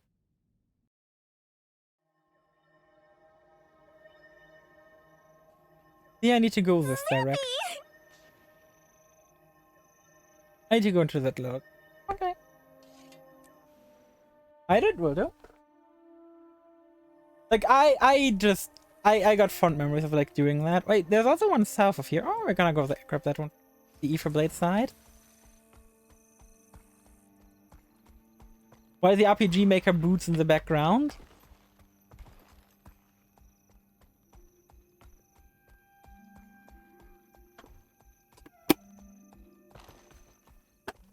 Okay, it's not a cave. It's just a thing these Etins are standing under. Oh no, how do I get to the Ether Blade side? Can I just go up here? Okay, going up here is enough. Woo! I was scared for a second. I'll open project. It doesn't it doesn't exist anymore. Shame. Shame. I remember I was like genuinely proud of it too. It wasn't like the best thing in the world, but I was proud of the maps I did back then. I wonder if I can like find if I can find screenshots, it's gonna be a deep dig though. Wait, is it underground? Oh, it's a quack channel. Okay, let me know how to get there.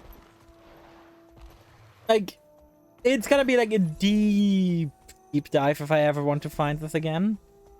But I know I've got like screenshots somewhere. But again, like, I was proud of it, so of course I would make screenshots, right? Like, I think I made this when I was like 17, 18. Which isn't that long ago, but it's still like a long time ago, you know? When you think about it, like in like normal sense. And we completed the entire zone. The first zone completion of this character. We completed the entire zone. I think I talked about the game for like 20 minutes.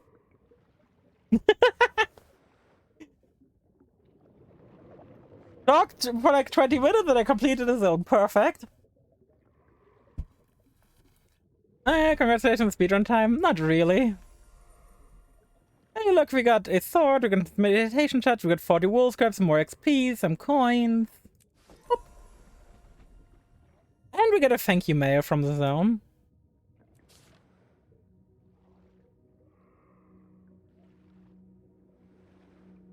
Wait. Can I maybe find my old thing again after all? I might be able to. Salutations, your deeds and Ganaran feats have made quite an impression. Your credit to your race and spectacular wanderer. Happy trails!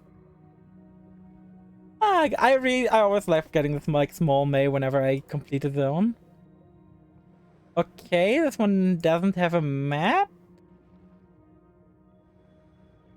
This one doesn't have a map. They're called Testera.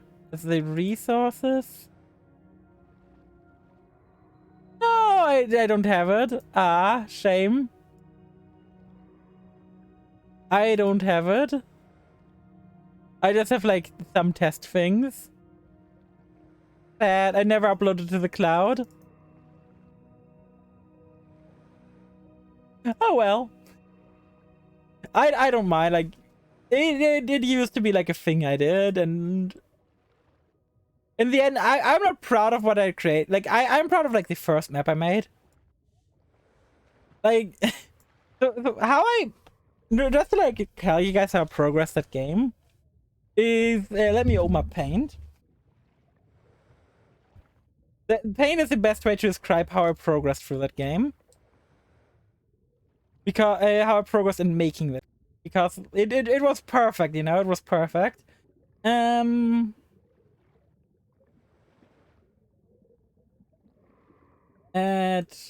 so capture and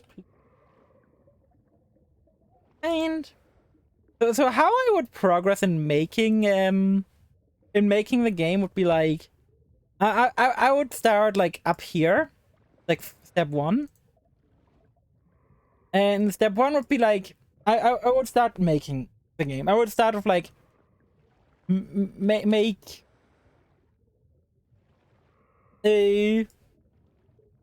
make something new. That's how I would start. I would always start by making something new. Go to the smaller font since we're like so. So I would start with making something new. After making something new, there's obviously like a next step, right? I would, after making something new, I would go ahead and, since I'm learning new things every time I make something new, I would improve my skills. My skills. Improve my skills. So every time I make something new, I would like improve my skills. So I would make something new, I would improve my skills. This would lead to the next step. The arrow points at new model. This would lead to the next of 4 steps I had in my creation process. I made something new, I would improve my skills. This would lead to... There's 5 steps to this. Next up is be unhappy with old quality. What the fuck is this font even? Why is this the font in select by standard? With old quality... I need, like, go side. So, be unhappy with old quality. Then would be step 3. Then there is step 4. The Emperor feared my great Which we have over here. Do you? Was that supposed to scare me? Which is... remake old stuff. They would then remake the old stuff I wasn't happy with anymore. Oh my god, this looks so dumb. And after this, I would like start with the new content. So basically, I would make a map. I would make the second map. On the second map, I learned a new trick. I would be unhappy with the quality of my old map, and I would be remaking the old map with my new qualities. Then I would go and remake the old like my new skills, remake the first map. Then with the first map being done, I would go and remake, and it's like an infinite cycle. I would just keep and keep and keep going. I would just keep and keep going, and I would be going into the circle. I was like, it's like a big thing. Like every time I would keep and keep going. I would make a new map. I would improve my skills, be unhappy with the old quality, remake the old stuff, and it's like perfect. Like Jesus fucking Christ. Like I think like the first map went for like 12 different versions.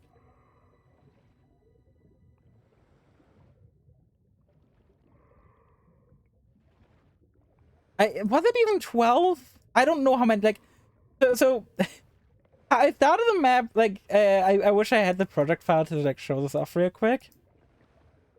But, like, I would, like, what's the best way to describe this? Like,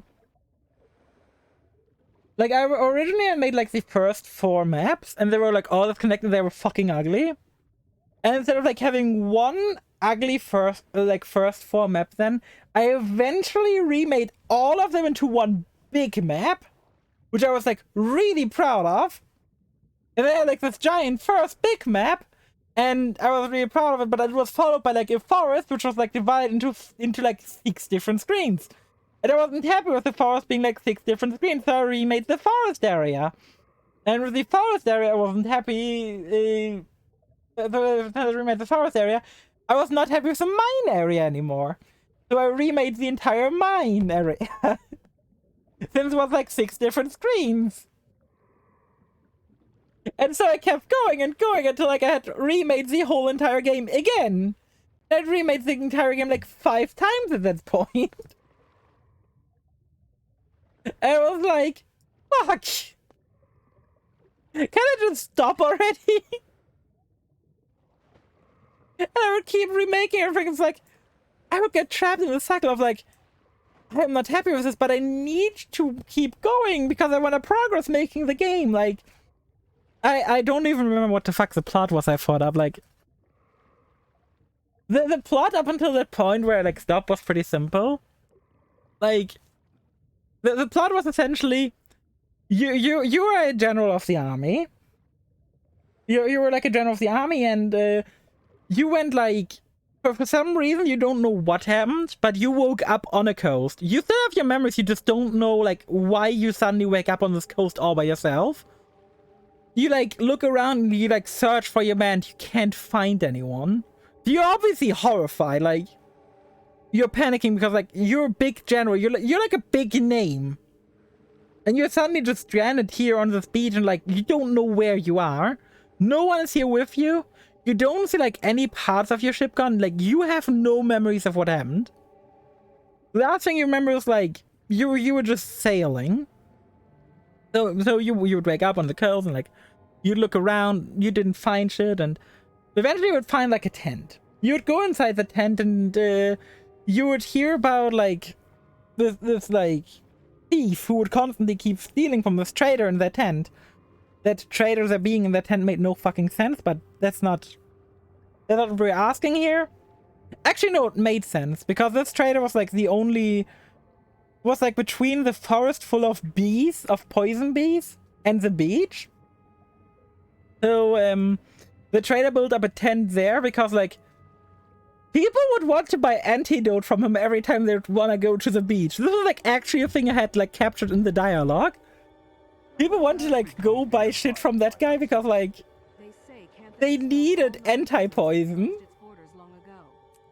But they kept going through the forest full of bees because they wanted to go to the other side, you know. They wanted to go visit the beach, but they would constantly be poisoned by the bees, and it was painful, and no one was happy with it.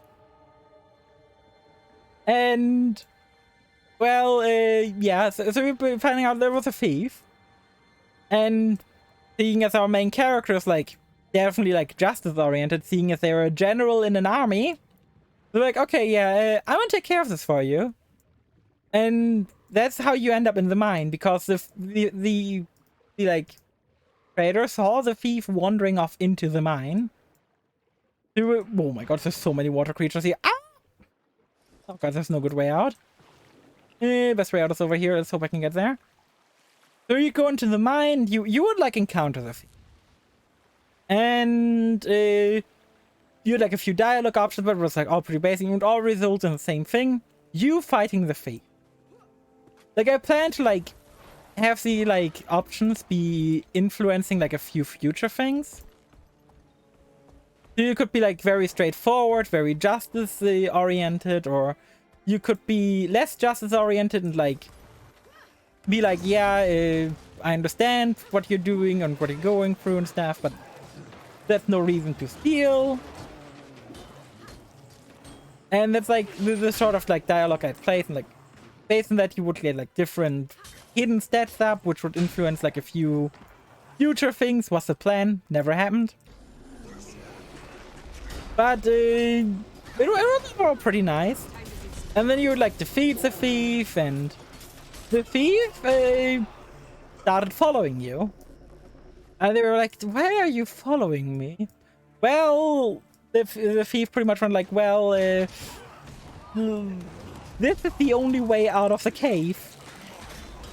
Which makes sense. If there's only one way out of the cave, you kind of need to both go the same way. And like, okay, feel free to accompany me till the end of the cave. And then like, back at like the tent, the thief like said sorry to the fucking bartender, to the trader, not bartender. Like, yeah, I'm sorry I stole from you, but I was just hungry and stuff. I had nothing to eat in a while, like. And there's no one else here to steal from since they're at the fucking beach where no one is. Which, to be fair, it's on them. Let's be real here. Together we have no equals. And they apologized, and they were like, okay, and we were like, yeah, my job here is done. You take care of yourself. Bye. And the main character then wanted to dip, understandably. Because, like, they want to get back to where they were. And the thief was like, I'm coming with you. Because the thief was like, they were like seeing you as their way out. Because, like, they had no chance going for the poison forest alone, like stuff. And that's how the thief Marissa joined your party. That's the main character Clara, I think it was, and the thief Marissa joining a party. And yes, the thief Marissa got a giant laser beam. Don't ask questions. It was supposed to be just a fun thing, not like me actually seriously making a game. So we'd end up with like the thief Marissa joining a party, and well, it was all nice. And there you go through the forest. You get a few level ups. Marissa would learn a laser beam. And you would arrive in the next town. In the next town, you've got like a few things you can do. First of all, you hear about a side quest about a missing child. Because it turns out a child went to play in the forest full of poisonous bees, which doesn't sound like a good idea at all, and went missing. Because of course a child would go missing in a forest full of poisonous bees. If I got, yeah, kind of like that. I didn't get that far of the story. But so you went back into the forest to search for the child, which this would bring you upon an ancient ruin, where you would see the child stuck below some rubble. Because the child thought not only to go play in the ancient forest with killer bees, it also decided to go hang out with obviously the inside the ruin. You know, the ruin that you should probably never hang out in, because that ruin is gonna fucking probably collapse on your head, which the child found out the hard way. Oh my god, I should not be interacting with this. There's too many enemies. Holy shit. Holy shit, there's so many enemies here. Let's see if I can do anything to help out. Let's build a road. That might be helpful. Luckily, Dwarf has like a fuck ton of health regen, so we can actually stay alive somewhat. So yeah, you would then like try to save the child, obviously, because your main character is a very good person. Okay, I definitely can't do this alone. I think everyone else is dead. And no one's bothering pressing revive, so... Bye! So, you would end up, like, going to the child, finding the child in the ruin, like, you would pull out the child, but as you were pulling out the child, suddenly you got attacked by a chimera. Now, the chimera being an optional boss, I made it have, like, I think it was, like, 60,000 HP, while you were able to do, like, 1,000 damage to it per turn, if you had a good turn, which, I'm not claiming I'm good at game design. I am most definitely not good at game design. Or I wasn't at the time. Like, I'm probably better at game design now than I was then. But yeah, it was pretty fucking dire. You fight that guy and then you, like, do the next optional thing, which is explore the mine with, like, multiple stages I thought earlier. Long fight to the extreme? Yeah, I mean, 60 turns. It's not that much. But yeah, you would just end up, like, fighting there, and it's, like, all good and fun, and... after you're done fighting there, you would, like... You go through the mine, you would do that, and then you continue on the main road. In town, you're already, like, warned about thieves, about bands blocking the road, and that you shouldn't mess with them because they're gonna fuck you up. And your character being like, yeah, what the fuck are a few thieves gonna do, right? I'm a general in an army, what the fuck are a few thieves gonna do? Well, turns out when the thieves outnumber you about 20 to 1, since you were 2 people and the thieves were like 40, that's a pretty quick way to lose a fight.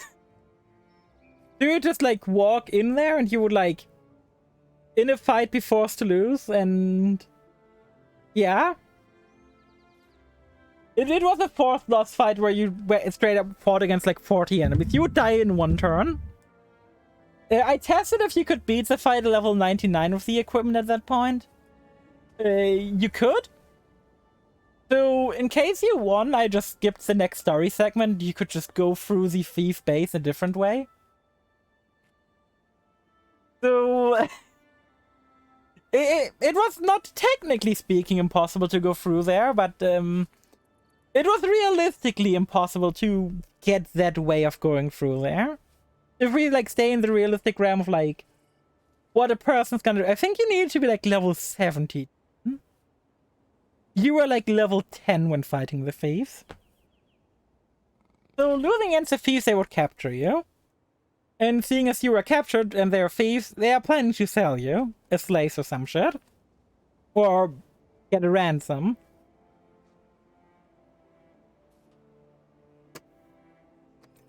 But, being main characters, you find a way to break out of jail. I don't remember the exact way. But all I remember is that, like, you broke out of jail. So you broke out of jail and... ended up fighting through the entire thief base, destroyed the thieves, and then escaped. That's where the game ended. That's all I did for the game. I kind of wish I continued the game because, like, I really enjoyed making it.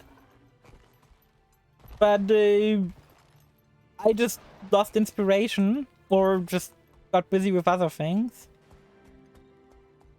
But it was like really fun to make. I really enjoy using RPG Maker. I know it's not like the best software to use for stuff, but like when you want to just make a basic fun RPG Maker is solid. Like definitely, it was a good time. I like used mostly default graphics as well. I like how the graphics I've got imported from other people are still saved in my project. So I can still, like, if I want to use the same, like, Dark Forest graphics I use. But, Yeah, it was a good fucking time. I had a lot of fun making that RPG, and in the end, that's what matters the most. Like, I had fun making it. Want to try making a game? Yeah, maybe. It's a good time. Like, in the end, like, this is the important part to note. Is if you're making an RPG, there's just the world is quite literally your oyster. Like, I know they say that, like, Out of Guild Wars 2 is one example where I say the world is your oyster. But, like, in a game where you make the game, the world is literally your oyster. Because you just get to sit down and make everything from scratch. Except for runtime graphics, which I used. But in the end, I think it was, like, a super good time. It was super fun. And I think it would generally be, like, a fun idea to maybe for, like, a post-re-debut, maybe, like, every week or every other week or something, do, like, a stream where I just work on an RPG. Where I, like, create an RPG. It wouldn't be the best thing in the world. And I would maybe, like, drop it after, like, a couple streams, because eventually I would be like, yeah, no, that's not for me anymore. Or maybe not something I could do on stream. But, I don't dislike the idea of just making something on stream. Like, I remember, like, when we were talking about My Immortal the other day with Cape, Cape brought up that I should write a fan fiction. And that's when it came to my mind, like just earlier when you mentioned, like, me programming, I was like, huh. Me making fanfiction, me programming. I could go back to RPG Maker. That could be interesting. Because it kind of combines, like, everything. I like writing. I like coming up with stories, like creating worlds. It's definitely a fun time. If I, like, put time and effort into it. Or, did you make us a fanfic with more steps? Yeah, it is. It is. But it also got gameplay. And the gameplay is, like, always huge to me. I love RPGs. Like, I remember, like, I imported a battle system which was like real-time battle, which I much prefer to, like, the normal turn-based stuff. Normal turn-based stuff is still great, but I prefer real-time battles because then you, like, actually know when your attacks will always happen instead of, like, having to, like, you press a button, the button happens. It's not like you wait, you like press all the buttons and you hope your healer goes early. I'm not a big fan of that. I like it to be like, yeah, I know when my turns will happen. That's like fun. I think it genuinely could be fun to make an RPG or two. Or maybe even for, like, depending on, like, how much people enjoy it, how much I enjoy it. But it would be something for, like, post-re-debut. Because I feel like my new model and, like, the bit of lore I came up with, if we want to, like, include any of that, if we want to, like, include me as a VTuber in that game, if we want to, like, turn to, like, a fan game-ish thing, that would be much better suited for, like, my new stuff. Plus, we only have, like, 5 streams until the re-debut anyway. Which isn't a lot. Like, 5 streams until my re-debut is insanely low. Like, just thinking about that, I'm like, wow, 5 streams? And I still don't have everything. I still need, like, 2 things to get here. But they should be done in time. They should be done in time, from what I've heard. Like, in one place I'm getting some money back if it isn't. In the other place, I'm just gonna be mad at them. You know, the most important thing that I've just be mad at them. But yeah, I would not be opposed to it. I'm maybe gonna poll it on my re-debut stream, if we should have a segment like that, because I would genuinely not be opposed. I think it could be very fun to just be creating a game on stream. And disagree with the person? Yeah, exactly. That's the worst thing I can do to a person, just disagree with them. By the way, I'm still thinking if I should, like, actually be using an overlay while streaming Guild Wars. It feels kind of silly to be using an overlay while streaming Guild Wars because, like, I'm not covering up anything on Guild Wars. And it's not like I need to censor the chat here because people aren't being that weird here. Plus, there was actually a good filter. Unlike in 14. Plus, I'm in no guild. So people are not gonna be like, yeah, you should guild chat, blah, blah, blah. No, I'm just showing public chat. Talking about public chat for a second. So, while I was, like, leveling in yesterday morning, before I had to, like, do shit, and before I, like, started prepping shit for my debut, I was just, like, playing some Guild Wars, and, like, I ran for, like, 6 zones in, like, an hour. And, like, no matter in what zone I was, there was a guy constantly advertising something weird. He was like, I will give 100 gold to anyone who's willing to read 10 chapters of the book I'm writing. And I had some questions about it. And then since I kept seeing him, I like tried to reach out and was like, no offense, like, you advertise, it's fine with me. Why is it that you are, like, because I found it so weird, like, why is it that you are doing this thing this way? Like, do you just happen to always be in the same zones as I am, or do you just hop through zones? Because I saw them like 4 times within half an hour where I was constantly going through zones myself. It was like, do you like spam this in every channel? I got no answer, which freaked me out. I was like, hey then, guess he took offense. But there was a great interaction I had yesterday. Pascal knows this. So now that me and Pascal were playing, we were like leveling our characters, and suddenly, like, I'm stopped by a person. They're like, hey, you. I'm like, hey. And they're like, you elementalist? Because I was playing my elemental. I was like, yeah. You experimental? I was like, what do you want from me? Like, mentally, I was like, excuse me? Experimental? Yeah, I'm sorry, I know good English. And I'm like, okay, fine.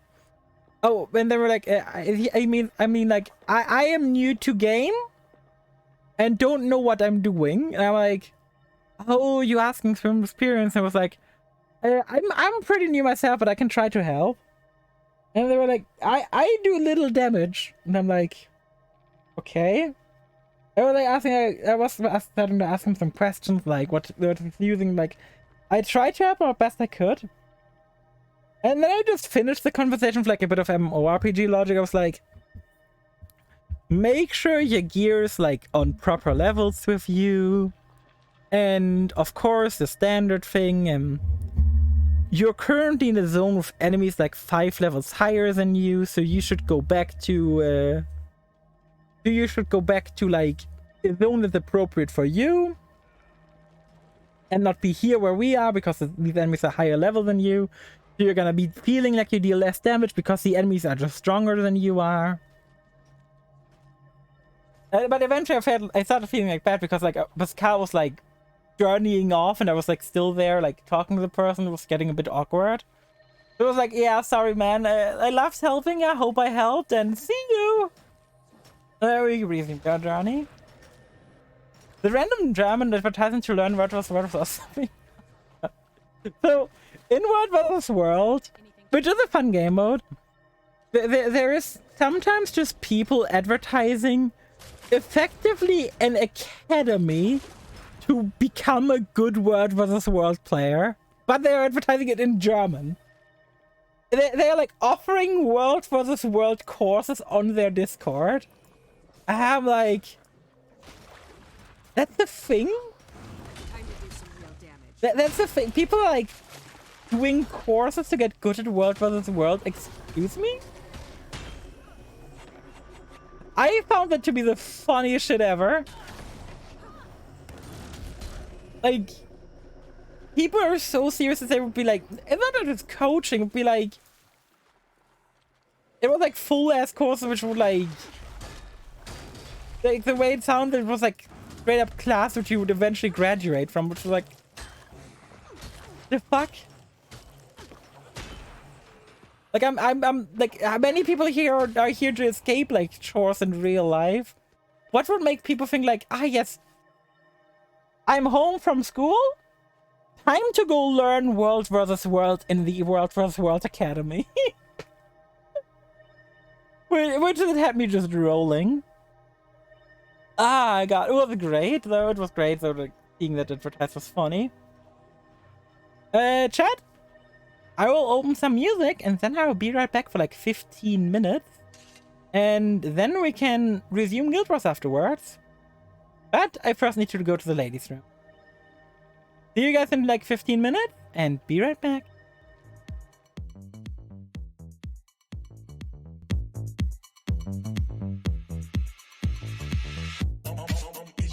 I'm getting it. I'm not stopping. I'm vision.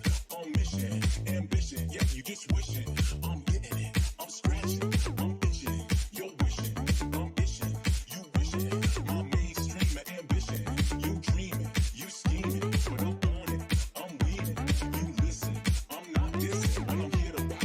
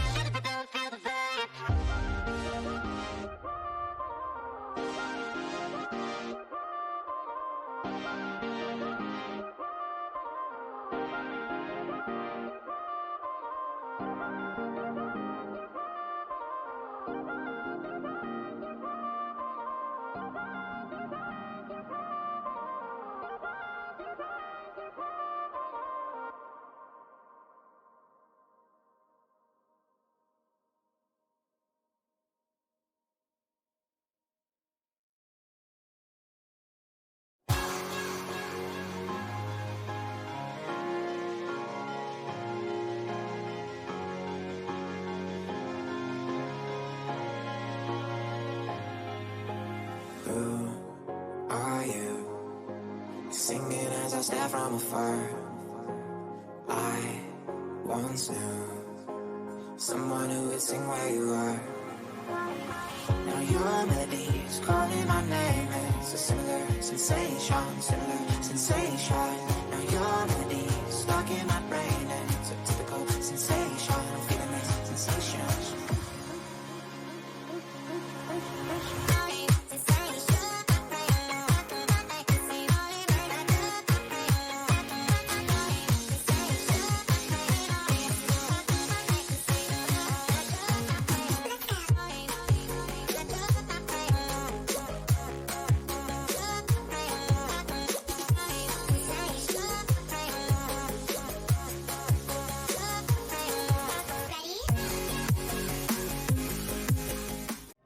Hello there. What, do you think it would be gone forever? Of course not. Why would it be gone forever? Then I can't stream anymore. That sounds like a very inefficient thing to do, being gone forever. I just realized how boring some of my attack animations can be. Look at this magnificent combat. Good thing I've got abilities to make things more interesting. God, combat abilities is dreadful. But now I can do this, so that kind of makes up for it, I think. Hi. I'm taking care of the crabs real fast. So is anyone else still here? Is anyone still alive? How are y'all doing? How are y'all doing? Y'all still breathing? Y'all still living? Y'all still vibing? Y'all still what's the energy? I am already done with the quest. I don't even need to kill the crabs anymore, but at this point I'm too committed. Too much health. Do I even want to quest in this zone? That's a big question I got. I mean, I'm level 38.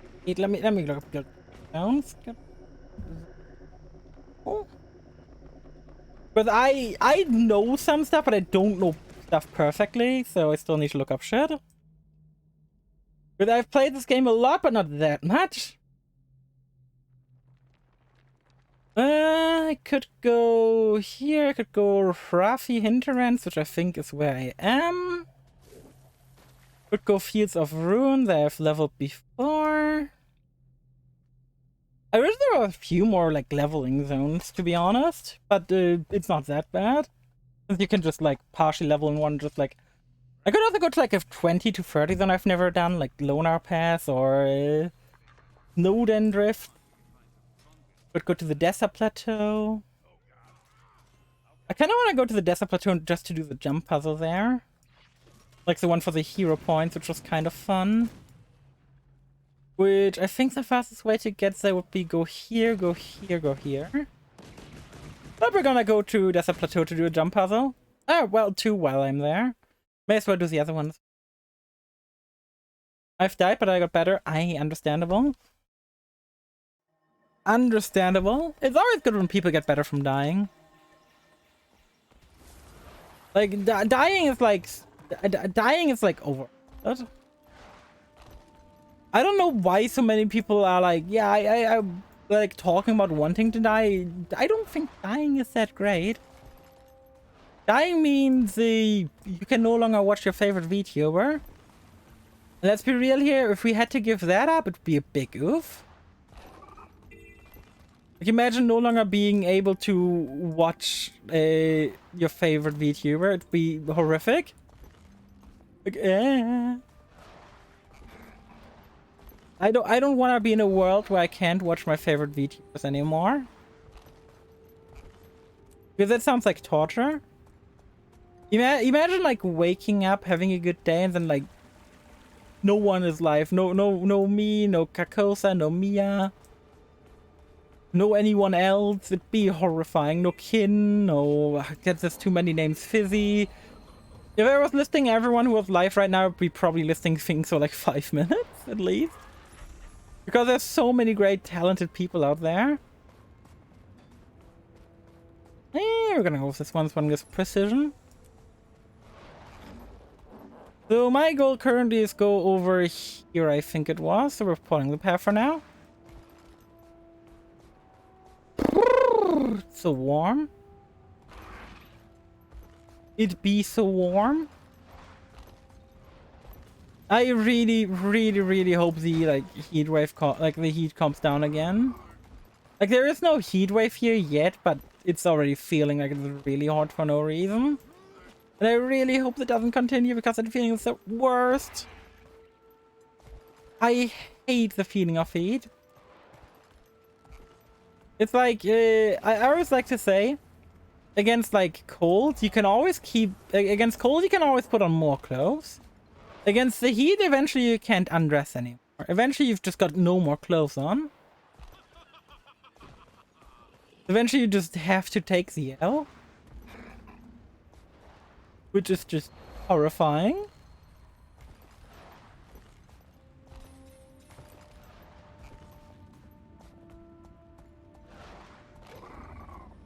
God fucking damn it. But yeah. It's like... Ah, God. What was I even on about before I went AFK? I think the last thing I actually talked about was me doing the RPG Maker thing, maybe. I would definitely be holding a poll for that during my re-debut to see how much people would be interested in watching. But if no one's interested, I don't think it'd be something like people would be genuinely like having enjoyment in and watching stream after stream after stream after, because that'd be something that would take like 10, 12 streams at least. To have like something I would be like decently happy with. Not something like playable, something playable I would probably have like after streams or something. But again, like I got quality standards. Something that's passable is not good enough for me. Like definitely not good enough for me. Just because it works doesn't mean I'm happy with it.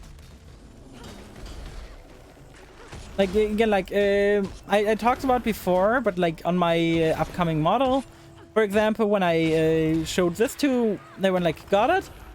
There was something wrong with the nose. I really didn't like how the nose looked. I could have just kept shut and not get it changed, or I could just mention it and get it done properly. I did mention it, got it done properly, because it's what I enjoyed. I wanted to have it done properly, because like, obviously, like, I invested money into it. I want it to be done properly and not like not be happy with it in the end. I at this point really hope they're gonna keep their word. It's gonna be done by the 20th. That's all I need. If it's gonna be done by the 20th, as long as I get the wing toggle, I can re-debut. It's the only thing I'm waiting. I'm only waiting to have a toggle for my wings. Everything else is not working. Is fine. As long as the wing toggle is working, that's all I need.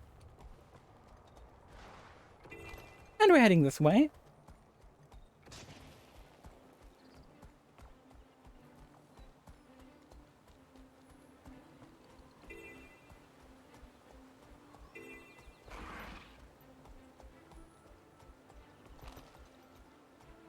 And replied to someone on Twitter because Mishka now only now saw my model reveal.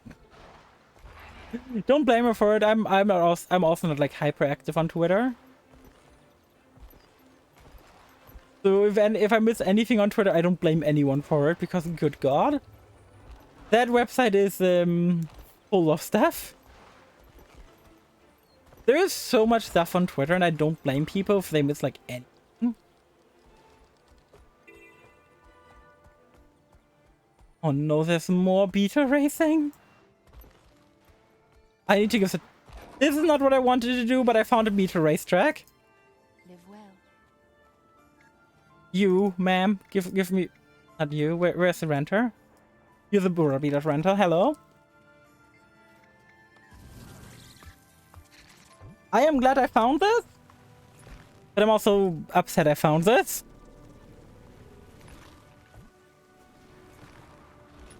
Okay, the question is, what direction do we even start in? Okay, we start in this direction. Let's see if I can first try this without any knowledge of the course. Got a few doubts, but we're gonna have to see. I need to pay good attention here. Okay, we still follow the way. We go around the curve, avoid the trees. Where I boost. Woo! Oh, the trees are the trees. We can dodge. We can dodge. We are going into the ruins. Through here. Over, jump, do a quick jump, which isn't too bad. We ideally want to avoid jumps, but you know, sometimes life gets you. It gives you lemonade, and then you fight back because fuck lemonade. I'm actually not huge on lemonade, unironically. Might be because I never like the taste of lemon that much, but might also be a cultural thing. Like I know that like. Did I jump? No, I didn't jump over it. I actually got it. Oh my god, how did I get it? And where's the next one? This 100% isn't fast enough.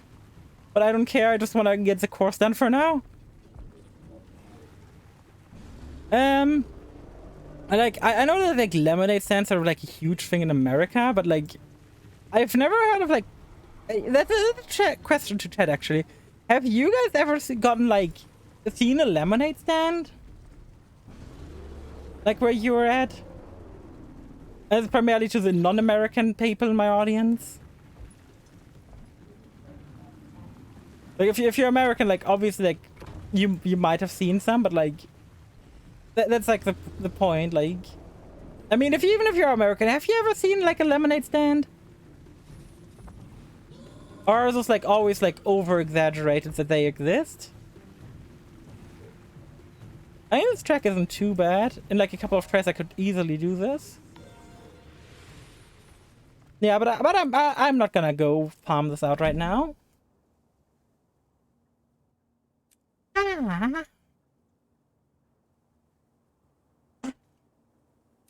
Okay, let's just claim our stuff real quick. This is just gonna be a fuck ton of tickets. As we keep looking into our inventory wars.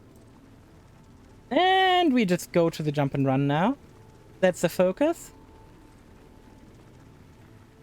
Because that's the fun part, quote unquote. Well, I actually think it's fun. Andrea there. Thought we'd get even one of those cows back. Thanks. Okay. It's time. It's time to get the hero point. If I want to main this job, I'm gonna have to do this jump and run eventually anyway. Because it gives a hero point. But, yeah. I hope I can remember where I needed to go at all times. Because this is not the shortest jump and run in the game. It's also far from the longest, but it's definitely not the shortest. We just quickly defeat the enemy so I can go faster. Don't like dealing with enemies when I'm doing jump and runs. We jump over, we go around this corner. Get up to the right. No, let me go up. Go to the right, we go back here. We sneak around, jump up. Do I remember everything correctly? I do so far. I wonder if we could have just used that ability to just like cheese our way up. Actually, I should really not use my I should not be using my axe up here. My axe could definitely send me down a cliff. Which would ruin, like, the entire thing. Good thing I realized it kind of in time. Now, here's the thing. I need to land on, like, the upper side. I need to land, like, here. And keep it going to then go down here, go up. And that back there is the hero point we are going for. That back there is the entire reason why we are here. Okay. I think I can do this. I think I can do this. We go up. We go around. Okay, hero point got. That's like that's like step 1 of 2. Damn it. Enemy noticed me in time. Come on, take down the enemy so I can actually like do this. Commune? Wait, I never read the letter at the end. There was like a guy who like constantly wrote letters on his journey here.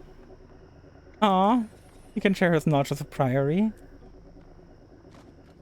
And now we can take in the side. The entire reason why we came here, not really, we came for the hero point. So there's another jump and run near here, and they give like, alright, rewards. I'm gonna do that one too, because that one's pretty fast. I really enjoy the jumping puzzles in this game. The jumping puzzles are fun. Unlike, this is like very contrasting to my opinion Final Fantasy XIV jumping puzzles. Because in Final Fantasy XIV, you can hunt me with jumping puzzles. I do not think the jumping puzzles in 14 are a great gameplay mechanic. But in Guild Wars, I fucking love the jumping puzzles. They're so well made, so fun. Come on, let me up. Which, it's kind of weird because, like, they aren't doing, like, a lot different. I guess it's all about, like, how the character controls. Guild Wars characters, like, feel better to control. On, like, precision platforming. While FF14 characters feel, like, very stiff. Let's see, do I remember how this puzzle went? I think it was, like, back here. Feel the fury. Go over here, go up here. From here, it takes a jump into the wall. I always forget that enemies are here. Because the first time I was here, there was like so much traffic that there were no enemies around. It's very wild to just see enemies. Wait, can I go up here? Where was it?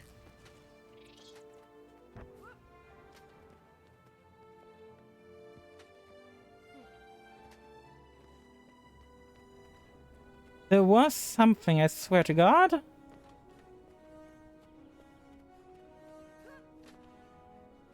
Was it back here where you like had to go up? I think it may have been. Do I just remember this correctly or am I wrong? I think I'm wrong. I remember going up there somehow. Ah, yeah. I remember going up there somehow. How about just walking there? If that isn't too difficult for little old me. Like, good fucking God.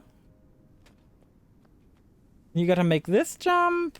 Go over here, make that jump. Go up here. Then this is the jumps where you gotta be good. And we did it. Wait, I can... Is it a wild fire wyvern? Is this where you get fire wyverns? I need to come here on my hunter at some point then. Oh, if this is where I can get my hunt... If this is where I can get the thing for my hunter... Oh, no, it's... I think it's someone's tamed one, yeah. It got might. God damn it. I was really hoping it wasn't tamed. God fucking... God, I was happy too. Ah, I got trolled. I got trolled big time. I was like, oh my God, I got it. Oh my God. I was like, no. Oh well. I would say we return to where we were and just start questing here. No reason not to, right? So we want to start like clearing out this area, get like more levels. Because we want to get the Revenant to a higher level.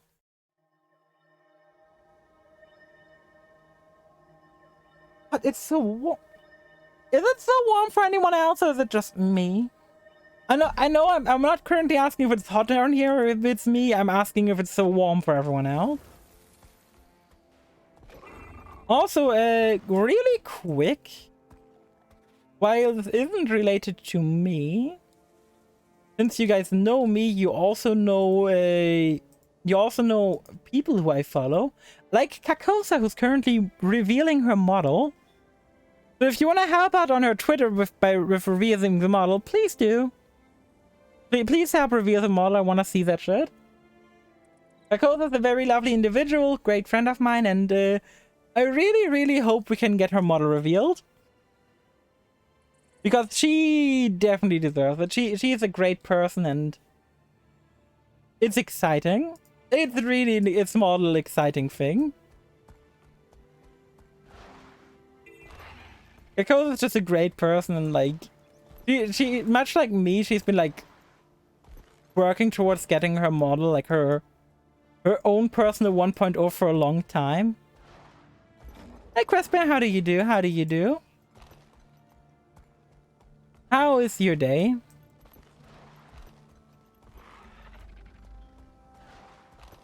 We're going north. Yeah, for now.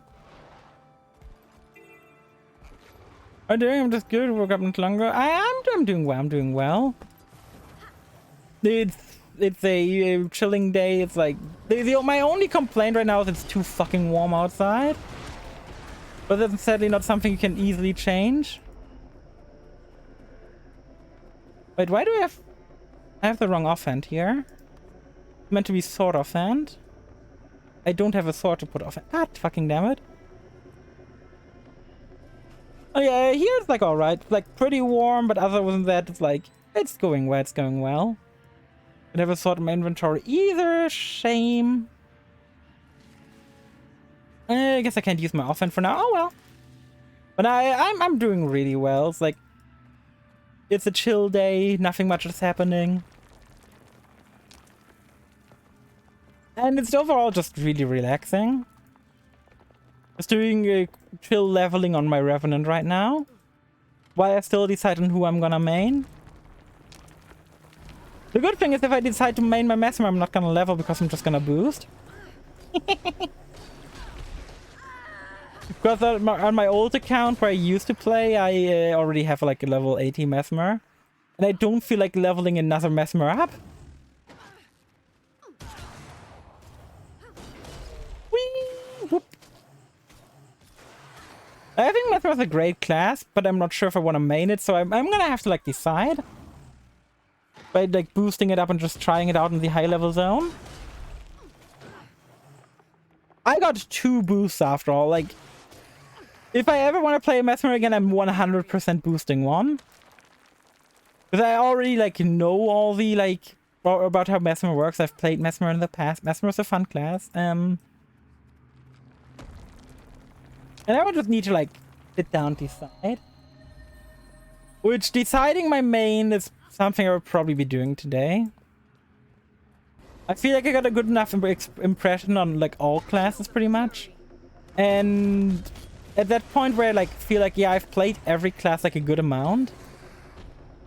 I feel like I should start to decide which class I want to main. Which is always a rough decision for me.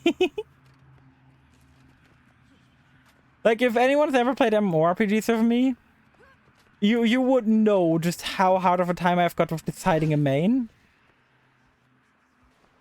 Like, me deciding a main is like... oh god. It's like picking what pair of shoes to go with, you know?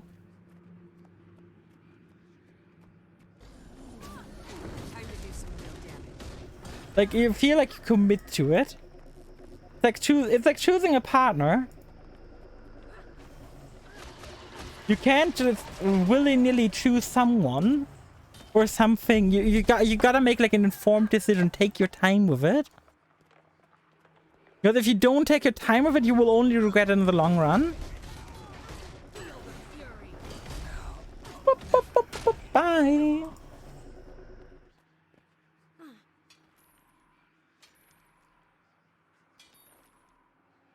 Can someone like I'm not asking for someone to turn off the sun.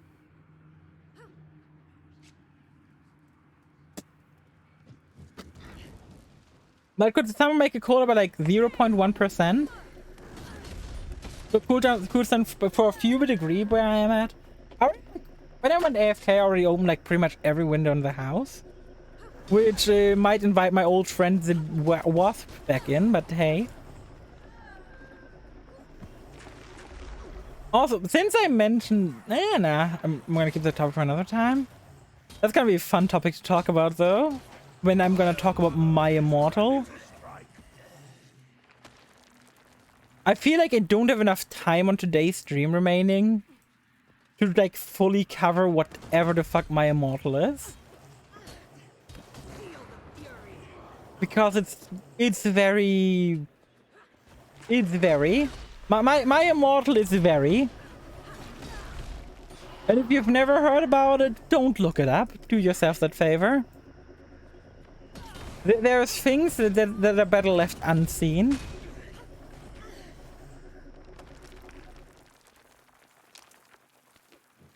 All I can say about the unseen is dang sheriff.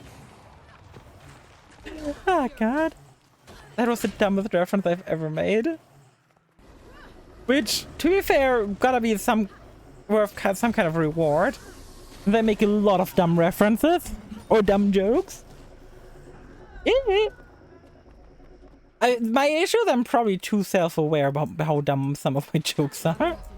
I could have just gone back here and murdered all of these guys back to back and it would have made so... God fuck. What? Now I just go into this corner here, lose as many aggro's as I can, and start fighting back. They do a lot of fancy effects though, I love it. Every time an enemy does like fancy effects on me, I'm happy. Doom, the markings inside are on it. Oh. Oh, the chest's behind it. Oh, that gave me a lot of buffs. I was thinking the like thing here was the chest, but no.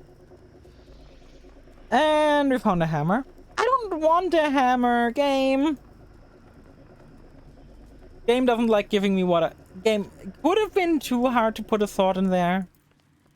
Like just a regular old sword. I would even take like a mighty sword. Like a sword of like 100 to 200 damage and plus something, I don't know.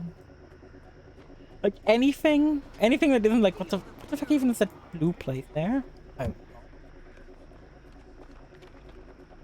But that's just how this game is.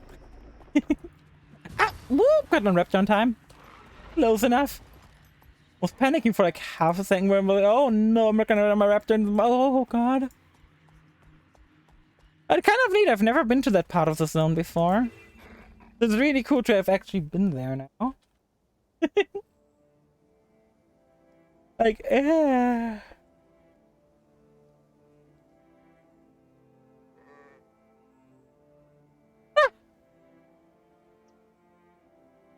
Good God.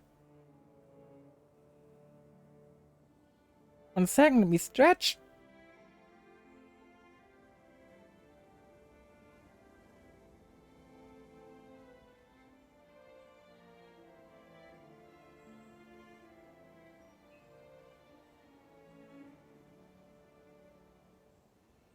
Okay, let's resume. Hope that was enough. I'm starting to feel kind of weird. If this keeps going, I'll probably stop streaming a bit. But for now, it's still fine. But if I start feeling like any weirder, I'm just gonna be dipping for today. Because life is life. And sometimes the best course is to just listen to your body. But not immediately. Never listen to it immediately. Take your time with it. Please, if you're like ever like in the need of like taking care of yourself, please listen to your body. Your body knows best what it needs and when it needs what. So please listen to your body.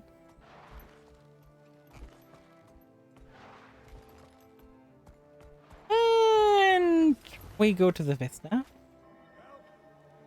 It's so pretty here. I like how pretty this game is. Game just makes me happy.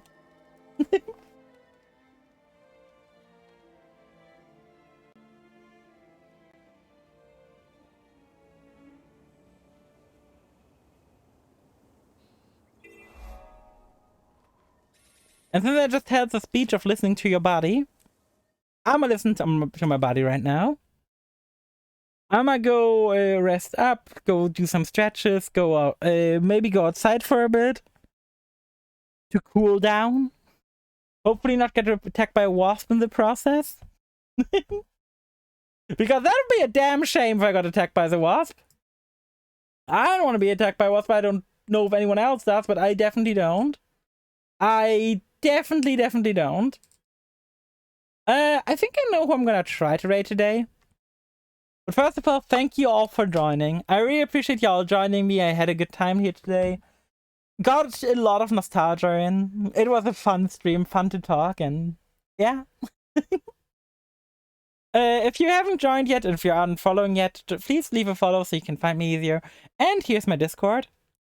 But let's get our raid messages in. Let's get our mate messages. Our mate messages, yeah. Our mate messages, my favorite type of message. Let's go raid someone new today, I think. Another VTuber streaming Guild Wars 2. your average vanilla. Let's see how vanilla they are, and let's say hi to them. Thank you all for joining, and see you guys next time. Take care, everyone. Bye!